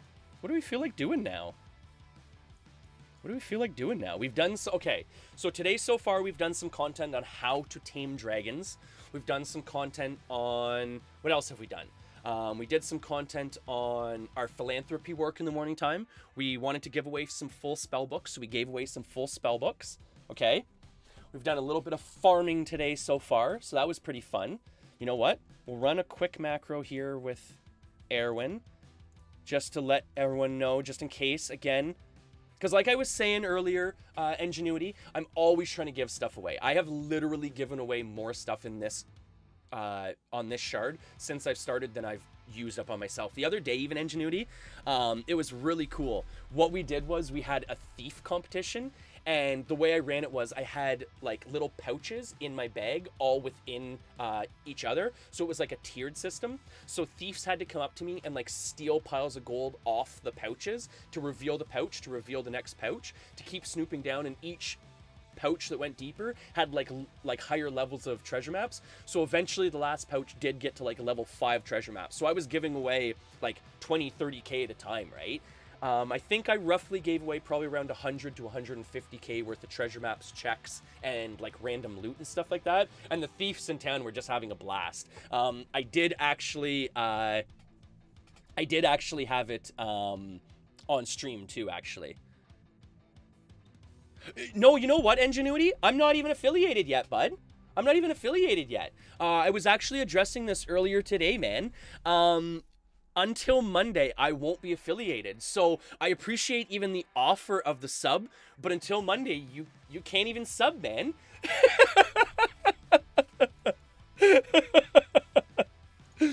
So make sure you tune back in after Monday, because things like that, little player requests and stuff, I will definitely take you up on a PK request. I'll be honest, I'm one of those people where like a guild tagged person with SI, that's my like one rule in my guild: no PvP content, no like PKing on an SI tagged person, because my guild is more about like helping people. I always want people to feel comfortable approaching an SI tagged guild member, which I'm very very strict on. Like I virtually give no warnings on that. It's my one rule in the guild. Anything else, don't care. You can play alt characters out your yin yang. I don't care if you PK on every other character other than your SI guild tagged character. But moving forward, I will have PK characters, so don't worry, Ingenuity. I'll get into some PvP content. I will PvP and PK a little bit, but with non-SI guild tagged characters, because that's, like I said, a big thing for me. I want people to feel safe and approachable with an SI person, because let's be honest, even blue named character, as you know, Ingenuity, does not mean safety in this game, right? It just means they haven't turned red yet. Every red PK started out as a blue PK, and I always tell that to people. Oh, okay, so quick thing here, I want to address some things here and stuff like that. Okay.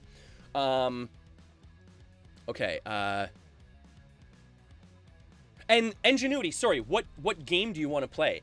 Today, I will be honest, I'm probably going to head off here very shortly because it's my nephew's birthday today, and I do have to get some things done for that and everything. I'm probably, now that I'm realizing it, I probably won't stick around to wish him a happy birthday on stream because I don't even know if he's going to show up.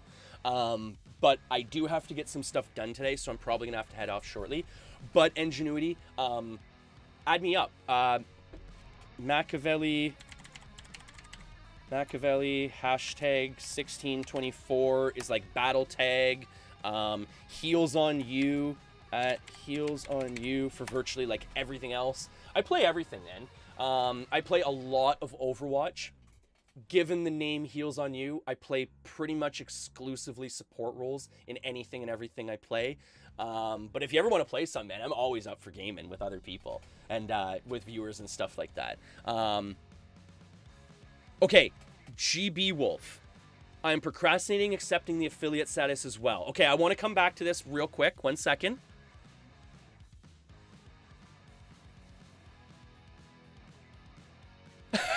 The game is you PK someone and I pay you for the entertainment. You know what? I'm okay with that. And I hate to be this person, but you would almost have to pay me to get into PKing content. I don't like PKing people, man. I don't like killing people. I don't know. Ever since I started playing this game, I've been like unlawful good all the time. Like I literally go around and just like heal people up. Like I'll just be in a dungeon. I'll be like, you know, invest money. Bless, bless, bless, right?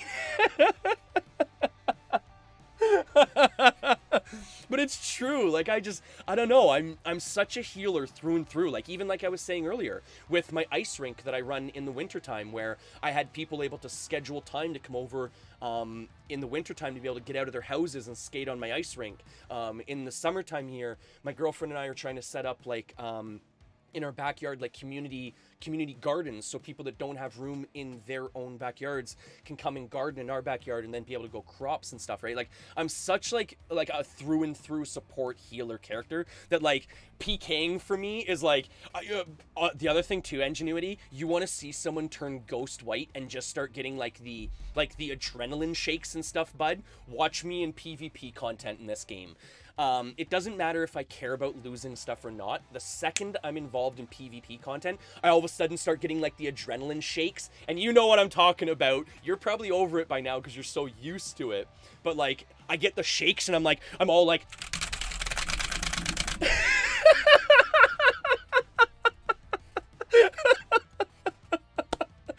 I start messing up hotkeys and stuff like that. Like that was the other day when Lilu came down and started PKing me. Here I am spamming my cure potion macro. I didn't even have cure potions in my bag. I don't even know what I was trying to do. I was just sitting there spamming cure when I could have been curing myself with a spell. I get so nervous, right? But it's gonna be funny. Don't worry, it'll be funny. Don't worry, Ingenuity. You'll definitely see it.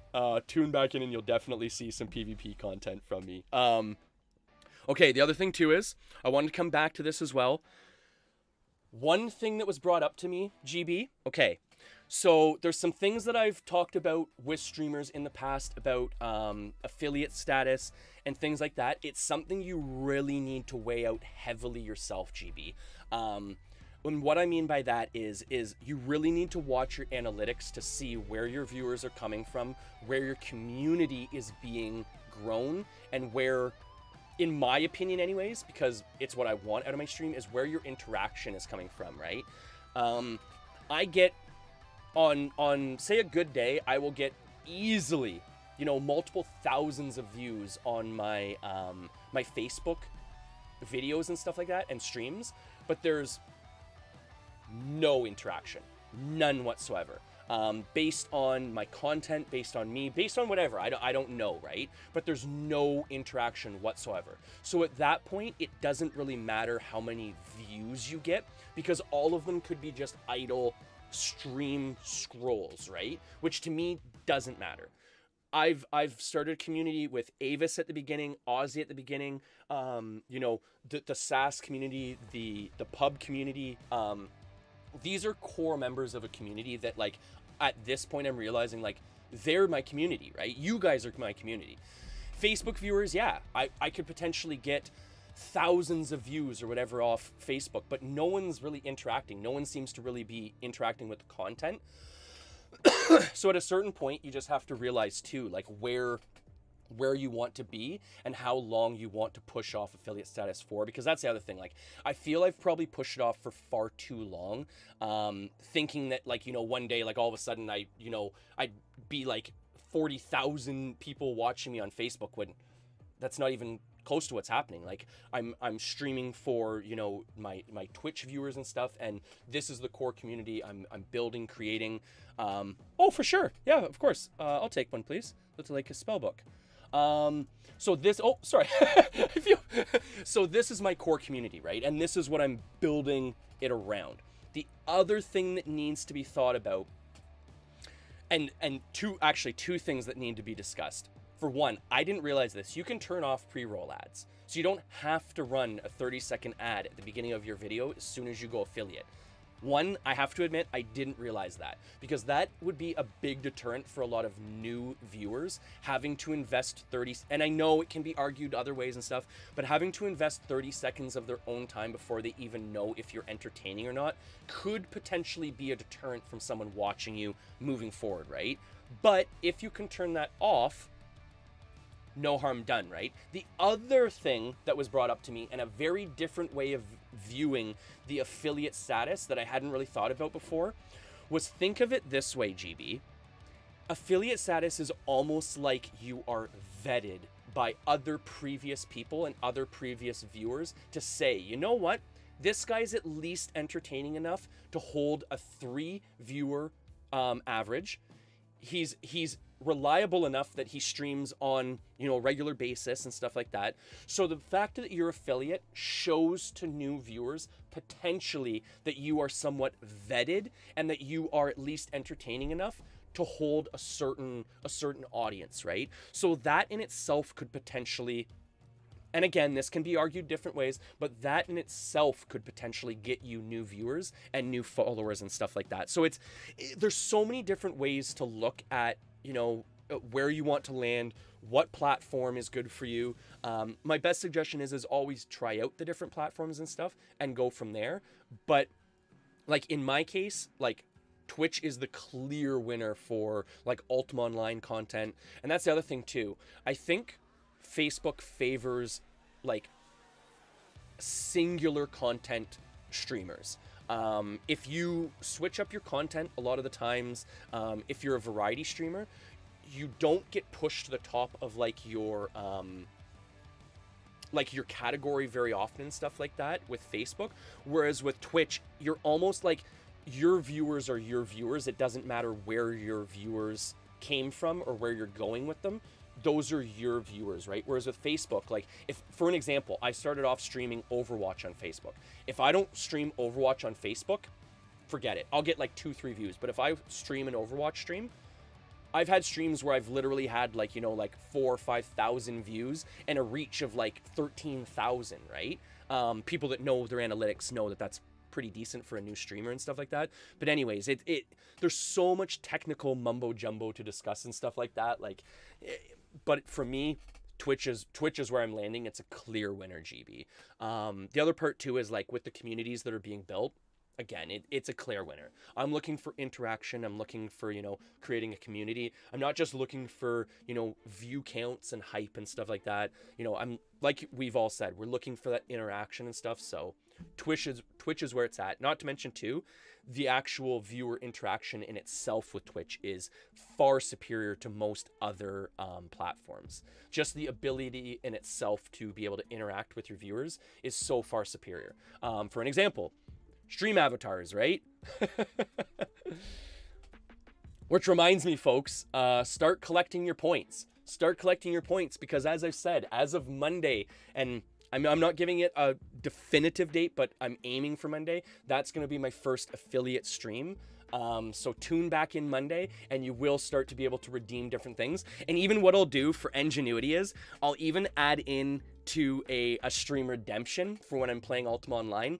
I don't know how many points it's going to be. I'll have to figure out like a reasonably lofty amount, but nothing too crazy where like someone can just redeem, like kill player, like just search out and kill a random player, like search and destroy or something. And what I'll do is I'll just hop on a PK character, randomly go out into a dungeon or something and just randomly kill essentially the first person I see or engage the first person I see. Because I'm horrible at PvP, so I'll probably die most of the times. Seek and destroy will be me seeking and them destroying me.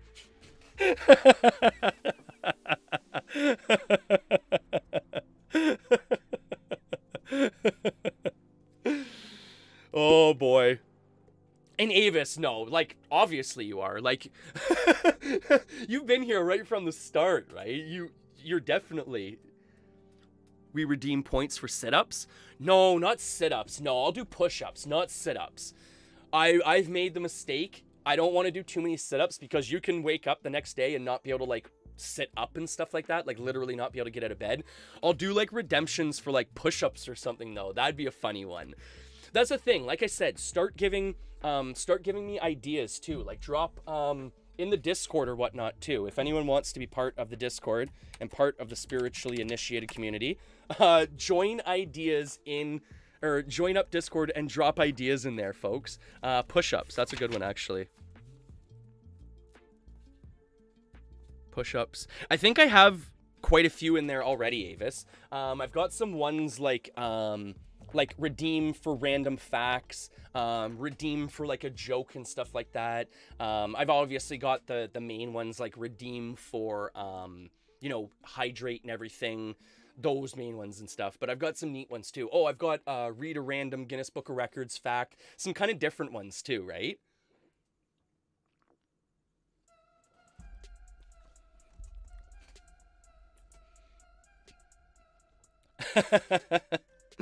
I liked that with Ingenuity, though. That was funny. But no, like Ingenuity was saying earlier, too, the different mechanics on different servers are so different at times that it can be really different jumping from shard to shard and everything. But my suggestion is if you're a big PvPer, do it anyways. Get as many characters spread out on as many shards as you can, so then you're always just hopping to where the action is, right? You can always keep yourself in the PvP action. All right, Ava, sorry. I thought that one was kind of just implied. Put as many cotton balls in your mouth as you can.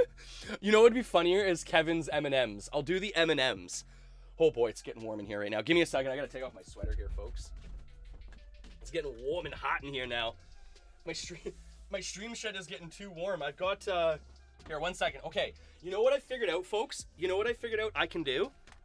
Okay, so when I want to show you guys the outside, essentially what I have to do is I have to put this eye patch on my camera. Okay. Then what it does is it makes the camera super dark, but then give me a second here. Oh, no, it's still a blinding ball of light today because it's all snowy outside today. We got snow again, folks. We got snow again in the middle of April. Well, almost the end of April now. Oh, that's why my lens cover fell off. But no, sorry. I thought the potions was relatively implied. I've got potions for everything. Virtually almost all my potions you can redeem points for. So each one of the potions that I have in the back, you can redeem points to be rewarded with a potion. So yeah, that one was kind of implied, I figured. I didn't think I had to mention that one. But no, I'll definitely be doing a potion redemption, where essentially what it is you'll get like a short little, almost like a little like GIF video of me kind of like handing you the potion in the video. So each one of those is a certain point redemption. And again, like essentially I'm going to need feedback on the different point amounts, because I don't know if they're too lofty a goal or if they're too easy to obtain. So I'm going to need some feedback on that type of stuff too, right? Quant, this is UO Renaissance. Such a cool server, bud. Check it out, man. Check it out. We've had a couple people stop in talking about PvP and stuff like that. The PvP system has been redone and everything on UOR. We just got new faction bases. It's pretty much old school PvP, so it's like faction stealing or sigil stealing, town control, stuff like that. But pop in. I always tell people too, if you want to join up and you want some help getting started, come talk to me. I'm literally sitting in town giving away free spell books right now. And if you need some money to start up, come talk to me too. I'll get you some startup funds, bud. Oh, you think you played here for a while? That's the thing. Everyone just hops around, like we were saying to Ingenuity earlier today too. Like if you are a PvPer, get a character on every shard. So then that way, if, you know, server ABC is popular in the morning time, you hop there, you do some PvP content there. If PvP picks up in the afternoon on servers, you know, XYZ, then you jump over there in the afternoons and you have some PvP content there, right? I like to think of shards nowadays as quick play servers, right, Quant? What you're essentially doing is like hopping from quick play match to quick play match, looking for teams, right? Your factions are almost like your different your teams, and you're just hopping from shard to shard looking for content, right? And That's what you're doing nowadays in Ultima if you're a PvPer. I'm not really a PvPer. I personally like to run events, you know, do PVM content. I like running my guild and stuff, getting people, you know, involved in the game and everything. That's kind of my thing, but I totally get the PvP aspect of it. Like I was saying to Ingenuity, I will be doing a little bit of PvP content moving forward, just because like it's so much fun PvPing in Ultima. Big group battles, you're storming castles, like it's really cool, old school, like medieval type of PvP. It's really neat. Have I ever heard of Crystal Gate? No, I don't think so, mate. No, I don't think I've heard of Crystal Gate. Is that another shard, I'm assuming? And is Orion client allowed? Again, I have to be honest, I am not too sure. I don't know what the Orion client is, to be completely honest, if I'm allowed to say that. Is the Orion client like a Razor client, like an assistant program?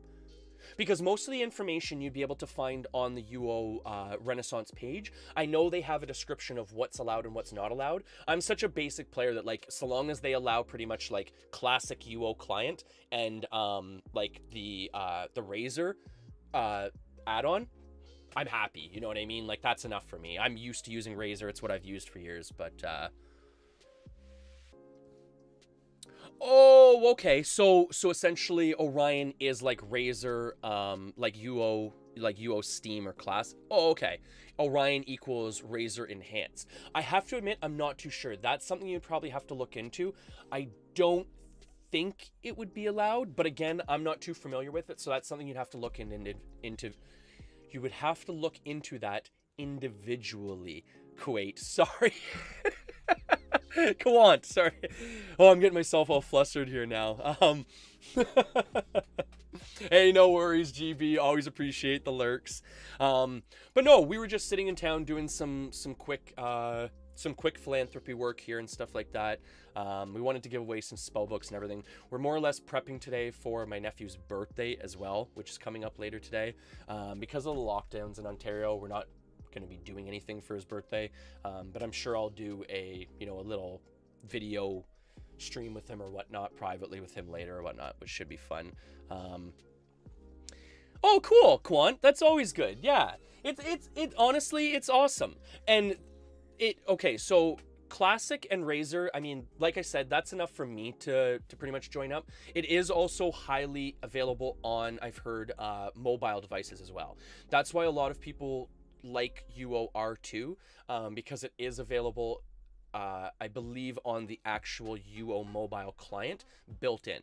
So if you're on the go or anything like that, you can log into Ultima Online from your phone, from your tablet, from any mobile device, right? Which is really cool too.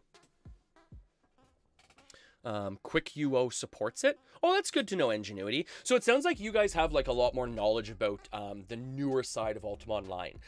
Essentially, the last time I really played Ultima Online like heavily was probably in the late 2000 range, roughly around probably 2008 to 2000. Or no, I guess it would have been even earlier. Probably around 2006 to 2008 timeframe. I used to play on a shard called Angel Island. Maybe you know it, Ingenuity. Angel Island was like a heavy PvP server, right? It was created by an old role-playing player killer, Adam Ant. And essentially there was no stat loss or anything. Instead of like going into stat loss, you would get teleported into a jail system, which was almost like a mini quest where you could actually escape jail earlier and break down counts that way instead of having to macro off counts. Really neat system. But obviously there was a lot of wolves compared to sheep there, and kind of went awry. But yeah, it was a really super cool server. So I haven't played since then. So a lot of this stuff, even like classic UO and stuff, is brand new to me. I'm used to like UO and a little bit of Razor stuff. But even half the stuff in the game and the content I have never done before, right? Because I was so young when I used to play. Oh, never played it, just heard of it. Yeah, it was pretty old school. I think it was one of like the first, like it was definitely one of the first really big player run servers that I played after I had hopped off like the main servers, right? Oh, and Quant, if you want to, come up to me in town here, bud. Get some starter stuff. Come talk to. Oh, sorry. Oh, sorry. Excuse me. My apologies, everyone. Whoo, whoo, whoo. Burp there. Come talk to me in town or whatever. And I'll get you some startup gear and stuff like that, bud. We'll get you all started up and going on it. But yeah, no, it's been so much fun. And even we've got a pretty well-established guild on Ultima Online Renaissance as well. We've been running a lot of different group content. We've been running champs so far as groups. It's neat too. I like the server because it's very classic feeling. It's exactly how it feels and where it is where I left off with Ultima Online. There's not a lot of custom content, but it's nice because there is custom content, but the content is aligned with the mindset of Ultima. Pirate content, content centered around like demons, leprechaun content. It's very UO feeling, even though it's custom, right? Okay, so full disclaimer, Quant. Rune books are not expensive, but I will give you the heads up. It throws people off. Rune books are not blessed from the get-go on this server. So what I always suggest is, if you'll notice here, because even myself, I'm a couple months in and I don't have a fully established like blessed rune book library or anything like that. All I do is I just carry a couple of basic runes to maybe like Cove, you know, Oklo, Scarab Ray or whatever. And then I carry my rune library in my bank. Rune books are very cheap, but they are not blessed or nubified, so you can lose them when you die. They're so cheap that, I mean, like, they're what, 3 to 400 gold pieces per piece from player vendors. So I mean, you can just, I mean, if you're the type to just want rune books on you, you can just buy rune books and just have them on you all the time. The other thing too that's really neat is they've got an item which is called a rune book copy pen with copper coins, which is an in-game currency, which you can get through, like, essentially, instead of throwing items in a trash barrel, you throw them in the cleanup Britannia barrel. I think other servers have this as well, but it gives you copper coins. Those copper coins can be redeemed for the rune book copy pens. You can use those copy pens to just directly copy a rune book, like rune for rune. So I could just use the rune copy book pen to copy this entire rune book, just duplicate rune books. So in case you have one rune book you like to use all the time, you can use that pen to simplify like copybook ruining or rune book copying, and then that way you always have a rune book on your character, and that would be relatively cheap to do that way, even though they're not blessed. Yeah, 3 accounts. You can have 3 accounts all simultaneously. Like, if you'll notice, like, I have 3 accounts all logged in simultaneously here. 3 accounts, 5 characters per account. Also, too, with the copper system, you can unlock an additional 2 slots per account. So you can have up to 21 characters on Ultima Online Renaissance. Oh, we got a customer here. We got a customer. Do you need one? Do you need one? Do you need a spell book? Do you need a spell book? Oh! Here, take an extra one. Take an extra one. You might need an extra one for an alt character or something. Oh, no way, you already have an established character here? Oh, that's awesome. That's super awesome. A Provo character, and that's one thing. Provocation on this shard is super, super helpful. Once you get into provocation, like it all you need now, Quant, is like literally a little bit of magery. You can be taking down dragons in no time. Provoke the dragons on one another, cast a couple blade spirits with like even like 55 magery, and you're laughing. Like, you're making really good money right off the hop. I mean, if there's anything you need, I mean, item-wise or anything like that, do you need like startup funds or anything like that, bud? I'm still using swords. Let me see. Let me see what I have in terms of swords here. I might have something decent for a sword. One second. At least get you started on something here, right? Oh, okay. Here, there's some power weapons here, and then what do I have in here? Power heli. those will at least get you started there. What do I have on Haplo here? Oh, world is saving. Hey, Avis, welcome back again. Welcome back. We're just trying to get some people set up in the world here now. We've got a viewer here that's joining up here. Oh, okay. Here we go. Here we go. We got a exceedingly accurate power katana here, Quant. Here we go. Stable. Let's stable these bad boys for now. Let's go back to town here. Yeah, there's a nice little weapon for you. That's not a bad one. Okay, so skill cap on all your characters is going to be 700. So it's pretty, like, it's very standard Ultima Online. There isn't, like, skill balls. There isn't power scrolls or anything like that. Skill cap is 100 and 700 skill. And then 225 for your stats. And what I always suggest people do is, if you need money or whatnot, I can just give you the money to buy up your skills. But max out at 700 skill points. Then what you do is put your camping up, leave all the other skill points either locked or like not down. And your camping skill will gain all your stats like crazy quick. Crazy quick. And that's a good little startup tip there. I do actually have, if you need it, there is a video I did yesterday about some of the content on the new player island. And what you might be able to do is you might be able to use the Discord and you might be able to contact like one of the like GMs and get them to put you back in the new player program. Because you've been here for a while, you probably got kicked out of the new player program. But being in the new player program helps you out because you'll be able to pick cotton in Oklo Island here. And also, too, you'll be able to have it so the monsters don't aggro you right away, which is obviously going to help you get a little bit more established. So if you message one of them, it might help you out a little bit. So a little bit of a tip there, bud. But yeah, no, it's super easy to get established on UOR if you want to get started here. Like I said, I'm always giving away free items, free rune books, anything like that. If you wanted to level Magery, how much would it cost for 100? I'm not too sure offhand. Like, I don't think it costs that much, to be honest. Like put it this way too. The other thing too is you could probably get up to like relatively high, like 80s, 90s for like probably like only like a few thousand. Like here, what do I have on this character here?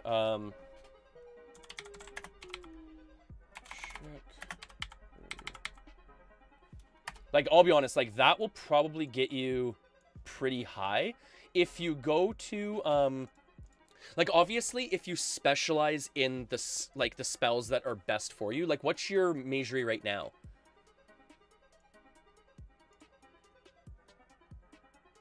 Because if you use, oh, 0 right now? Okay, so you'll have to buy it up. Yeah, you'll have to buy it up. But then use, like, the specific skills and only buy the regents that you need for those spells, right? And, like, look through your spell book, and you can do it for relatively cheap. Like, I think at that level, you'd probably cast, like, maybe, like, what? Level 4 to start off? Oh, and another big tip, too, is for anyone that's joining that doesn't know this, when you're creating a mage character, what you can do is you can use your spell book as a target. So say, for an example, if you need to cast lightning or cast mana drain and you don't want to cast it on yourself to add more things to your macro, you can use your spell book as a target, and that will actually cast the spell, but essentially nullify the spell. So for an example, if you're casting lightning, you can cast lightning into your spell book in your inventory. It will cast a spell, but it won't deal damage to you. You can also use this for resurrection, gate travel, essentially any spell that has a target. You can use it on your spell book and not have to actually cast it on something, if that makes sense. So you don't need a dead character to cast Resurrect. You don't need to take damage if you're casting Flame Strike. You can cast it on your spellbook, and that way you can build up Magery without having to potentially work up healing or something like that on the side. So that's a pretty big tip there as well for people that don't know. But yeah, the other thing too is, Quant, if you go to Vesper in the Moongate, and go, I believe it would be one screen south of the Vesper Moongate. My guild probably has one of the cheapest like regent vendors on the server right now. I want to say that we only charge like what is it?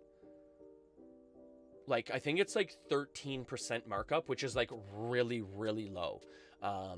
Essentially you're almost paying like store cost for the regents, but you're buying them in bulk.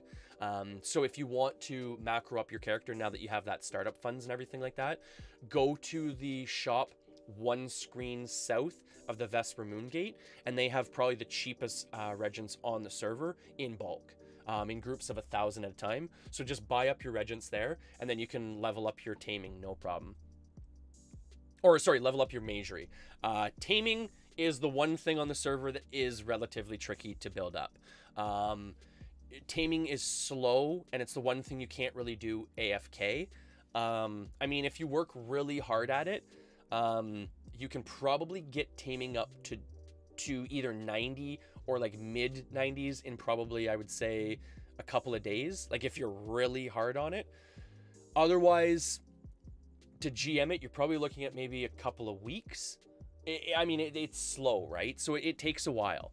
But I mean, just work on it slowly. The other thing too is once you get up to the higher levels, like above 70, I believe it would be 77.1, because it's 71.1 to start taming bulls. And every time you release a creature, it adds 6 skill points to the skill required to tame it. What you can do is at 77.1, we can start releasing bulls as a guild for you to start retaming. So then it's almost like you're hitting a new tier of tamables. So then it's like a new difficulty tier. So instead of you taming something that's very easy for you to tame to try and gain skill points off of, we start releasing bulls for you, and then you tame pre-tamed bulls, which adds you up. Then when you get to like, what is it, 84.1 or whatever it is, I don't add another 6 skill points to 77.1. That's when you will do your next level. So you'll have 2 tamers tame bulls. Each one releases them, tames the next level, and for each time you tame and release a pet, it adds 6 skill points onto the required skill points. So it levels you up a lot quicker that way, and we can help you do that too.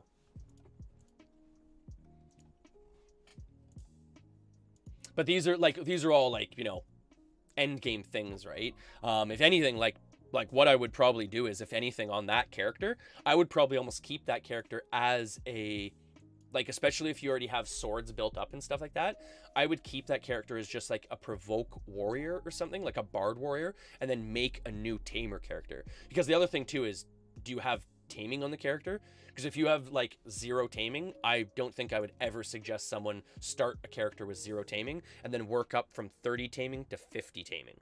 Like, it's just pointless, right? I would start a new character, start with 50 taming, 50 magery, and then go from there personally. That's how I almost always start my tamers.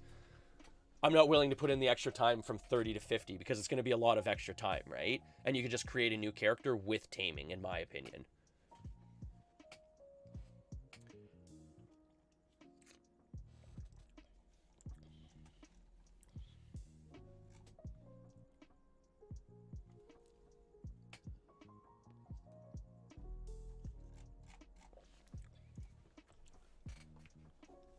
And that's a good tip too, Ingenuity.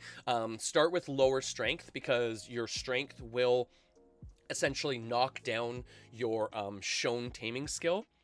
So it will, at a certain point, if you level up your taming, you can almost like bypass certain levels of taming. I usually try and like bypass like the Grey Wolf section, start building up my strength around there, and then that way you can kind of like almost give yourself a taming boost with the shown.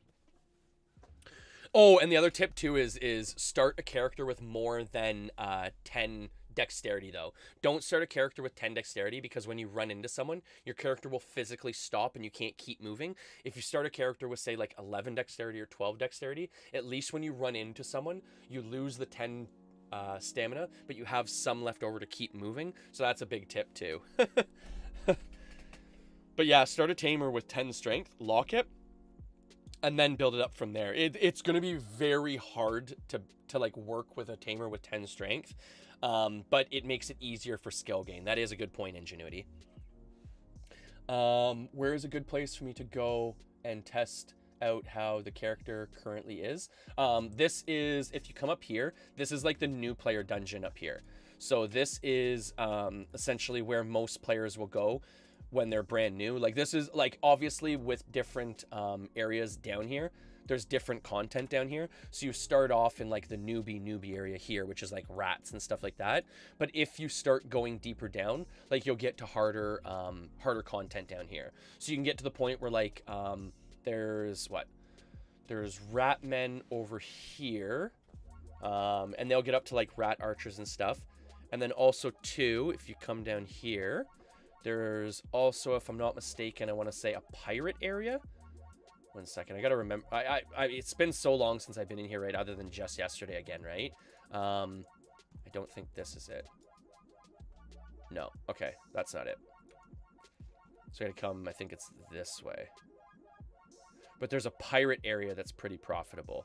There's also like an undead area. Essentially, this dungeon almost encompasses everything in the regular dungeons, just in smaller portions. Yeah, you kind of like walk, yeah, behind the waterfall there. And this is like one of the only areas that's really like fully customized. But yeah, like over here is where you start getting into some better stuff over here, like the sailors here. Oh, so these sailors here, they're pretty decent to take out. And then beyond here, you've also got, oh, careful. They do pretty decent damage. Trying to get you healed up and I just keep getting knocked around here. But yeah, there's pretty good money in killing the pirates and stuff like that. I mean, obviously you probably don't want to be taking them out without a little bit of armor or something, maybe. Yeah, that's the other thing too. Like, get yourself ready to take the stuff out, right? Like hotkeys, everything like that. I just put them away for a minute here, Avis. I'm trying to help someone out get established on UOR here. So I just put them away for a minute here. I'm riding my other tamer here for a quick second. My town sitter. But yeah, get your hotkeys and everything all set up like that, Quant. And then, like, you can kind of go out from there. Because, like I said, with Provoke, like, you can almost take out, like, anything you want, right? It's just a matter of, like, keeping yourself alive at that point. So you'll be provoking, like, dragons. My best suggestion probably is, though, like, if you're not really well established and you're getting comfortable again, go to Shame. Start on the earth elementals. There's good money in the earth elementals. They don't dispel, so you can blade spirit them all day long if you want to. Start on the earth elementals and then just start working your way down Shame. That would be my suggestion. Shame was always kind of like one of my favorite dungeons because it starts out at a good level and progresses just from there, right? Or Despise. Despise is a pretty good dungeon as well. You know, there's so many good places to hunt in, you know, the world, especially as a new player. The main thing is just pick somewhere that doesn't dispel if you're going to be a bard mage, right? Because there's nothing worse than having a blade spirit EV get dispelled every 2 seconds by something that's dispelling it, right? Titans, Cyclopses and Titans are really good to take out. If you go to Despise 3, the area that I was fighting at the beginning of stream, that's a really good area to check out. I mean, there's so many good areas to check out. Why is my stream avatar not... Why is no one showing up on the stream avatars? I just noticed that. I'm the only one that shows up right now. Why is that? That's really weird. I apologize, everyone. I'll have to try and get that figured out before Monday. Definitely try and get that figured out before Monday. That's a little bit weird. Yeah, I apologize for that. Yeah, we're invisible. I wonder why it did that. Like, can you actually exclamation jump? Like, can you see them? Yeah, I wonder about that. That's really weird. Yeah, I'm definitely gonna have to play around with that a little bit more and figure out what's going on there. Huh. Oh well, whatever. Whatever. But folks, I'm gonna have to head off here for the day. I just wanted to make sure that I got Quant started in UOR, got him set up a little bit there. Think he's got enough startup money to be able to get established and everything now. I have to head off and start getting like the day plan and stuff like that. Get some chores taken care of, you know. the real life adult stuff and everything like that, the joys of being the age I'm at. But make sure you keep tuning in, everyone. Always appreciate the views today, everyone. It's been so much fun. It's always a blast streaming for everyone. Keeping people entertained, keeping people healed up is the main thing, right? That is always the main thing, let's be honest. Because everyone comes here for the healing potions, right? The healing potions. Take a healing potion for the day and stay healed up, right? Main thing too is, as I've been telling people recently, if you can, get people around you healed up as well, folks.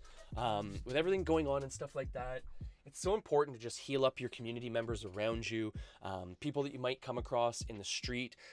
You've lost the ability to be able to give a quick little smile, but there's nothing stopping you from just giving someone a quick little, how's your day? You know, how are you today? What's new? That type of thing. Even if you don't know them, right? Who cares?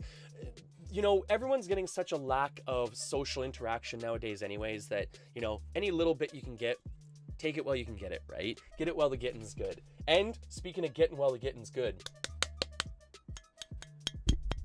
get yourself a healing potion here, eh?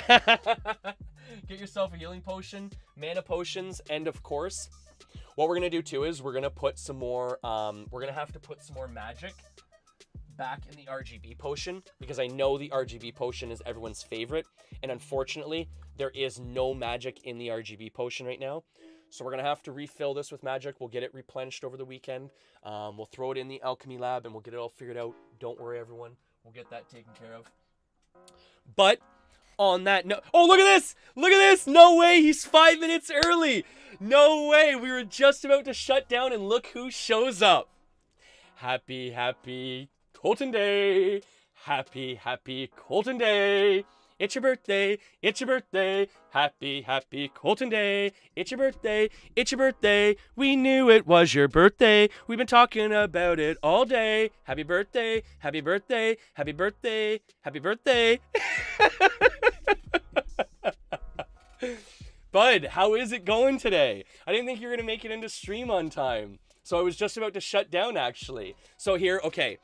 So you guys have me for a couple more minutes now because I was pretty much going to go in and do everything here. But we've got my nephew on stream here. Happy Colton Day. It's your birthday. It's your birthday. We knew it because you told us. Oh, that's good, bud. I'm glad to hear. I'm glad to hear. Did you get to hang out with some of your friends in some of your games before you started school this morning? And did your class sing you happy birthday today too, bud? Because let's be honest, that is the biggest thing, right? Especially when you're like in a stream or a Zoom class or something like that, everyone has to sing happy birthday to the birthday boy, right? I'm just wondering, we don't have like a birthday hat or something in here though. You know what? Here, I'll bring out, okay, so I'll bring out the somewhat rare monkey hat here, right? Because my nephew's a total monkey. My nephew is a total monkey. He is a total monkey. So, we'll bring out the monkey hat here. Happy birthday to you. Happy birthday to you. You look like a monkey. And you smell like one too.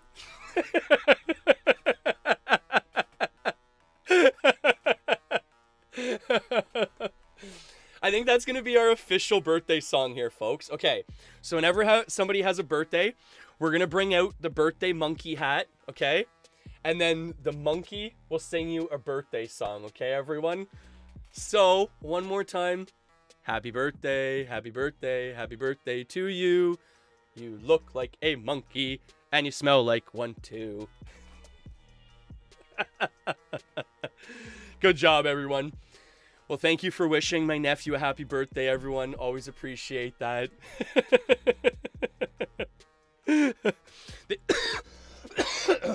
Whoa! Hopefully I get to make it to the next one. Holy cripes! Oh, that's awesome. That's awesome, bud. I'm so glad you got to make it in for the end of the stream. So I actually got to wish you a birthday on stream here. That's awesome. They found a song on YouTube called Crazy Epic Cat Party, Happy Birthday Colton, and it literally... No way! No way! You found your birthday song? That's awesome, bud. I wish I had a birthday song. Maybe we'll have to find one for Monday. We'll have to find one. You little thunder stealer. Coming in and just raining all over my birthday parade, why don't ya? That's okay. Like I was saying to the spiritually initiated earlier today, bud, I don't mind the fact that your birthday is a couple days earlier than mine, because I just get to piggyback off of all of your awesome birthdays now. As someone as old as I am, I don't get those sweet, elaborate birthdays anymore. So I just like piggyback off yours, right? It's a Maya birthday too. That's a really super old I Love Lucy reference. For anyone in here old enough to know, for one, what that show is. Oh, here, let me, just because you probably are a little bit hard of hearing at this point, like I am. And then two, if you got the reference from the episode 2, that one episode where they have the little boy, and he's like an orphan or something, and he keeps coming up to them like saying it's his birthday, and then he keeps bringing up other like kids saying it's their birthday too. It's a Maya birthday too. Oh, see, Avis knows the Epic Cat Party song. Well, apparently, Avis, the Epic Cat Party song was written for my nephew. Oh, I'm super happy though, bud, that you got to join into the stream. You got to see the end of it. As weird as it seems though, we're having problems with the stream avatars today, so unfortunately we can't do much in terms of you know, jumping or anything like that to show you our appreciation for you being in our stream here, bud. But on that note, you get to at least hang out with me today on maybe a video chat or something like that. And I think you're coming over to hang out in the yard or something like that, if I'm not mistaken. So that'd be pretty cool.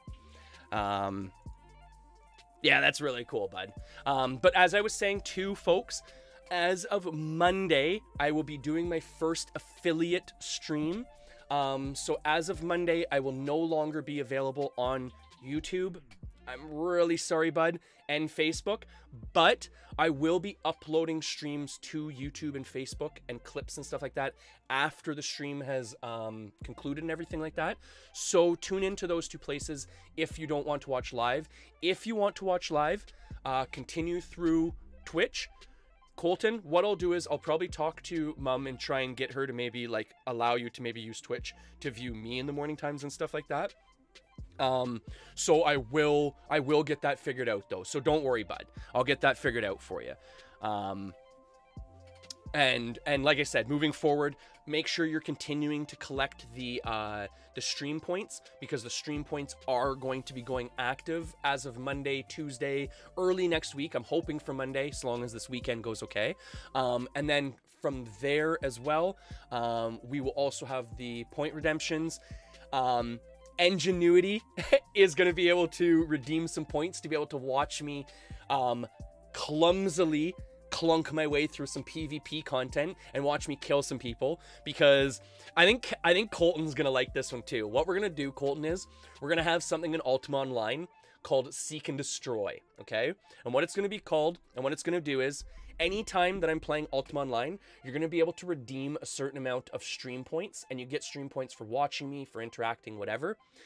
You redeem stream points, and then what I'll do is, randomly, if I'm just sitting in town, talking, whatever, if you redeem a Seek and Destroy, I'll jump on my PvP character and try and go out and try and interact and either kill someone or join some PvP content and get my butt wiped and handed to me, okay? And I think you'd probably enjoy that content probably just as much as Ingenuity would. Oh, and that's good, bud. Mom's gonna let you get Twitch to watch. I'm really glad for that. Because like I said, what you can do is just follow me, and then anytime I go live, you get notifications and everything like that. The nice thing with Twitch too is, bud, there's a lot more viewer interaction. Like, so when you talk to me and stuff, you'll actually get one of those characters at the bottom of the screen that you're seeing, like the little Magneto down there, right? You can change what he looks like, you can pick your own character, but you'll get one of those. Only people that watch through Twitch get one of those, so moving forward, you'll get one of those that you can play around with, bud. So that'll be really fun for you too. But like I said, I'm so thankful, everyone, for the views today, for everyone tuning in, for the lurks, for the follows. It's always so much fun having everyone here and entertaining everyone. And like I said, moving forward, there's going to be more entertainment, more interaction, because I'm going to be going affiliate with Twitch. So tune back in, save up your stream points, get ready with those Seek and Destroys. Ingenuity, I'm looking your way. You're going to be redeeming a couple of those, I'm sure. And all the best, everyone. Quant, if you have any questions, by all means, feel free to reach out to me on Discord. I will be available throughout the day. I just have to end my stream because right now I'm in my stream shed. I'm actually out back of my house in like a converted ice hut in Canada here. For any new viewers or anything, it's kind of weird.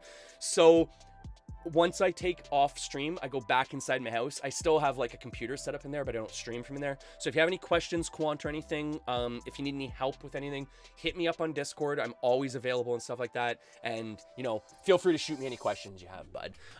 But again, thank you everyone for tuning in today. It's been so much fun today, everyone. Thank you again. Stay healed up, everyone.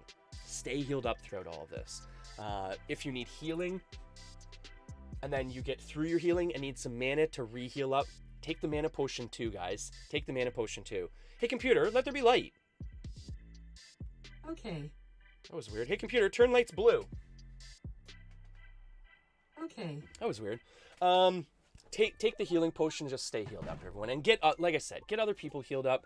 Ask them how their day was. Just interact with people, everyone. Interact, be social, get out there. You know, don't go too close with everyone because everyone needs to social distance, but just get out there, get outside, have some fun, do what you can do, right?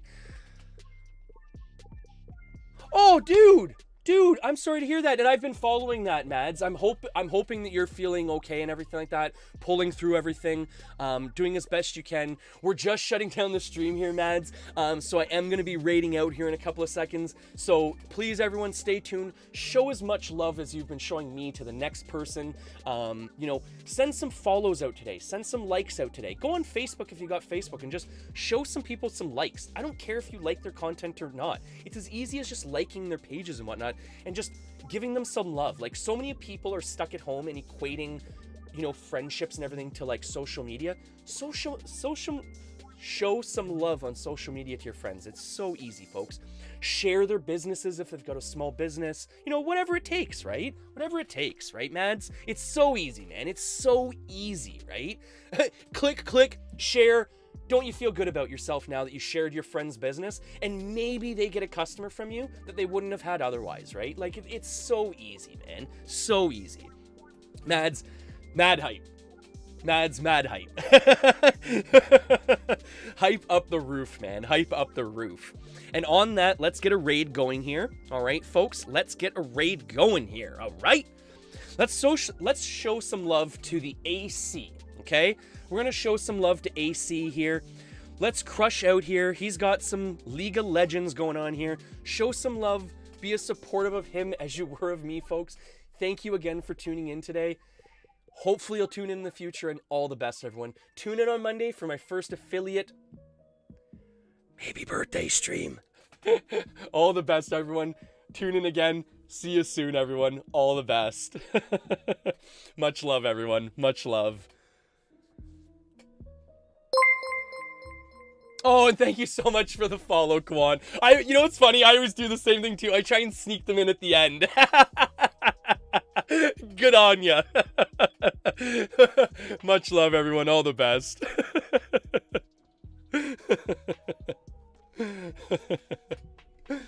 And for anyone not viewing on Twitch, thank you so much for the views, everyone. Thank you for the love. Happy birthday, Colton Day. I'll message you inside in a little bit, bud, and we'll figure out some stuff throughout the day and stuff like that. But all the best, everyone. Thank you again for tuning in. Stay healed up, everyone. And if you haven't already, follow me on Twitch, because as of Monday, I will only be doing live streams on Twitch. So tune in there to watch me live. All other content will be updated throughout the week and stuff like that, after streams and everything on Facebook and YouTube. So you will still be able to watch content there, just not live content. So all the best, everyone. Stay healed up. Oh, and in case I don't see you, good afternoon, good evening,